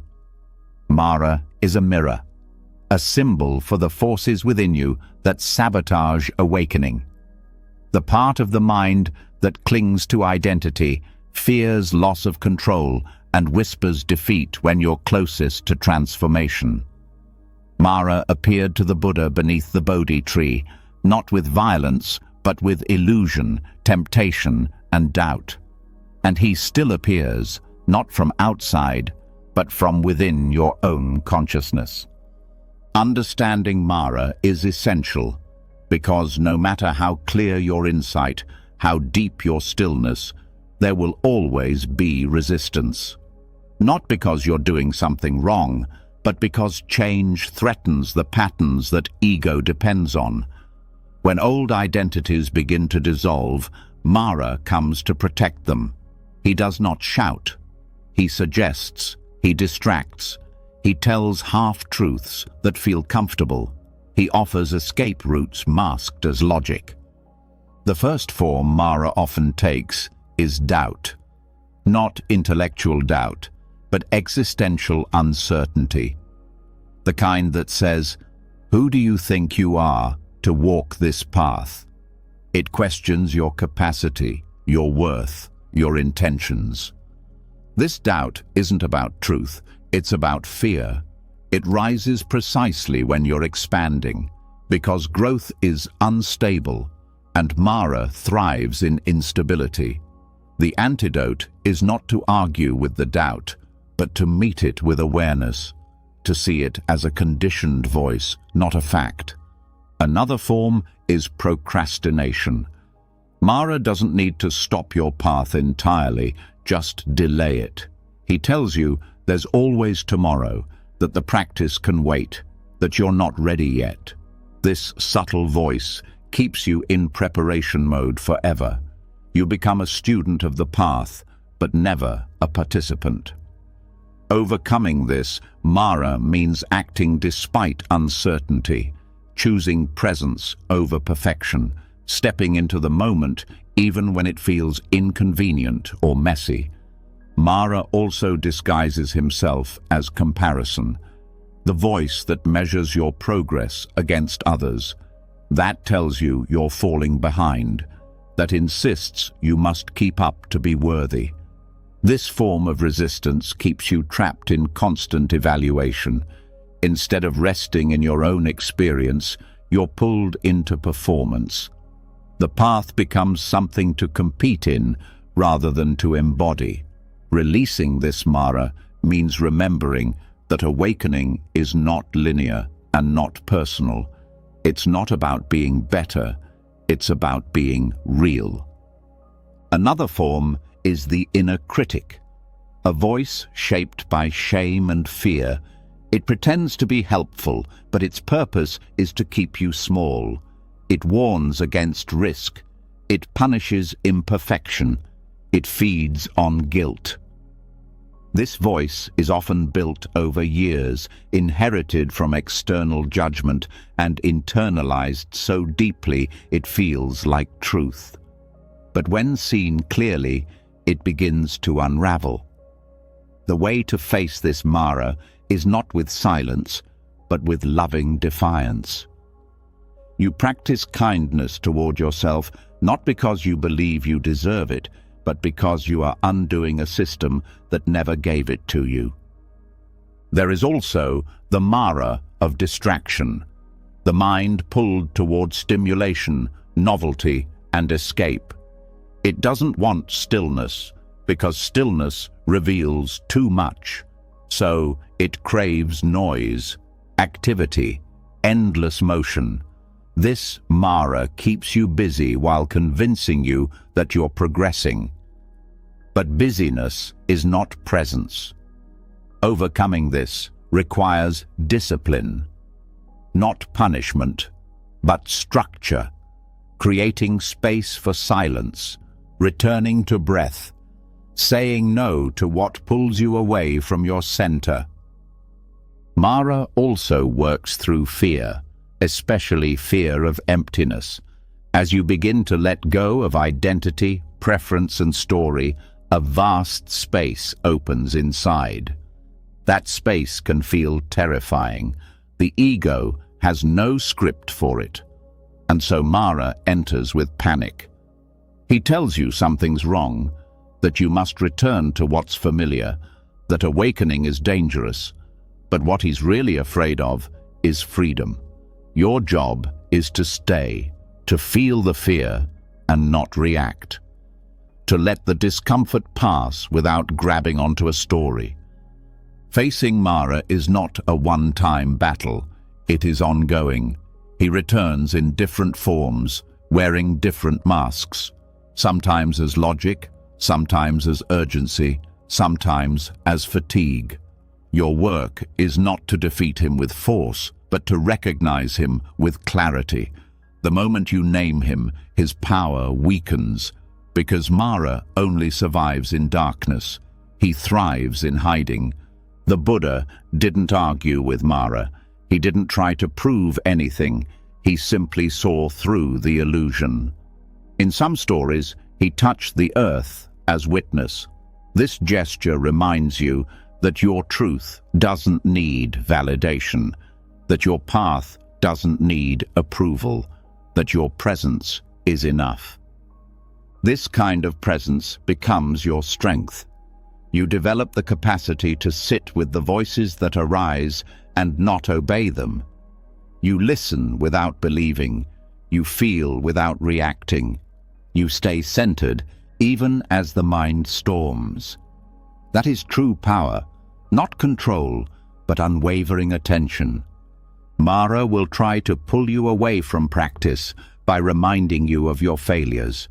He'll say, "You've fallen too many times. You're not who you used to be. You've lost your way." But you don't need to respond. You simply return, over and over, to the breath, to the body, to this moment. The return itself is victory. Recognizing Mara also helps you be gentler with others. When you see their reactivity, you remember your own. You don't take their harshness personally because you know what it's like to be caught in confusion. You stop fighting them. You start seeing the Mara in them too, and you meet it with the same clarity and compassion. The mind wants awakening to be free of obstacles, but Mara is part of the path. He is the tension that forces you to grow. He is the resistance that shapes your inner strength. Not because he is benevolent, but because your refusal to collapse in front of him reveals the depth of your practice. Each time you meet your inner saboteur with awareness, something shifts. You stop being afraid of discomfort. You stop running from challenge. You start trusting the silence beneath the noise, the clarity beneath the fear, the truth beneath the voice of doubt. This trust becomes your refuge, not a belief, not an identity, but a steady knowing that nothing Mara says can touch the part of you that sees clearly, that watches without flinching, that knows this path is not about being fearless, but about staying awake even in the face of fear. Let this be your practice, not escaping Mara, but seeing him clearly, not defeating him through effort, but dissolving him through presence. The voice may return, the resistance may rise, but so will your awareness, again and again. And that awareness is not afraid, because it knows what Mara never will. It knows that the silence behind every illusion is stronger than the illusion itself. You've made it to the end of this journey, and something in you has shifted. Maybe you feel lighter. Maybe your breath is deeper. Maybe your mind, once cluttered with noise, now rests in a softer kind of silence. Over these hours, you haven't just listened. You've remembered who you are beneath the stories. What peace feels like when it's no longer chased. What freedom really means when it's found inside. You've explored the karmic roots of emotional weight and learned how to purify what was never truly yours. You've seen through the illusion of identity, using the wisdom of emptiness to loosen the grip of shame, guilt, and fear. You've breathed compassion into the shadow self and learned to meet your own pain like a friend. You've broken the cycle of harmful inner speech, turned suffering into wisdom, and used the 5 skandhas to unravel the ego's hold. You entered your dreams with awareness, released the grief of generations, and stood still through the transitions of life with the Bardo teachings. You embraced noble silence, rewired the inner critic with loving kindness, and found mirrors of healing in community. Through ethical clarity, you lightened the burden of remorse. You stopped fighting impermanence and made peace with change. You dedicated your path to the freedom of all beings. You became more mindful of what you consume, faced your own death without fear, vibrated truth through mantra, and stared Mara in the eye without blinking. This wasn't just 3 hours of content. This was a return, a cleansing, a remembering. Now, it's your turn to reflect. Leave a comment below and share. What was the one teaching that touched you most deeply? The one that made you stop, breathe, and see differently? Your voice could be the one someone else needed to hear. If this journey helped clear even one layer of heaviness, let this space continue to support you. Subscribe to the channel and tap the bell so your path stays nourished, with teachings that don't just speak to your ears, but to your heart. You've already begun the work. Now, carry it with you into your sleep, your waking life, and every quiet step forward.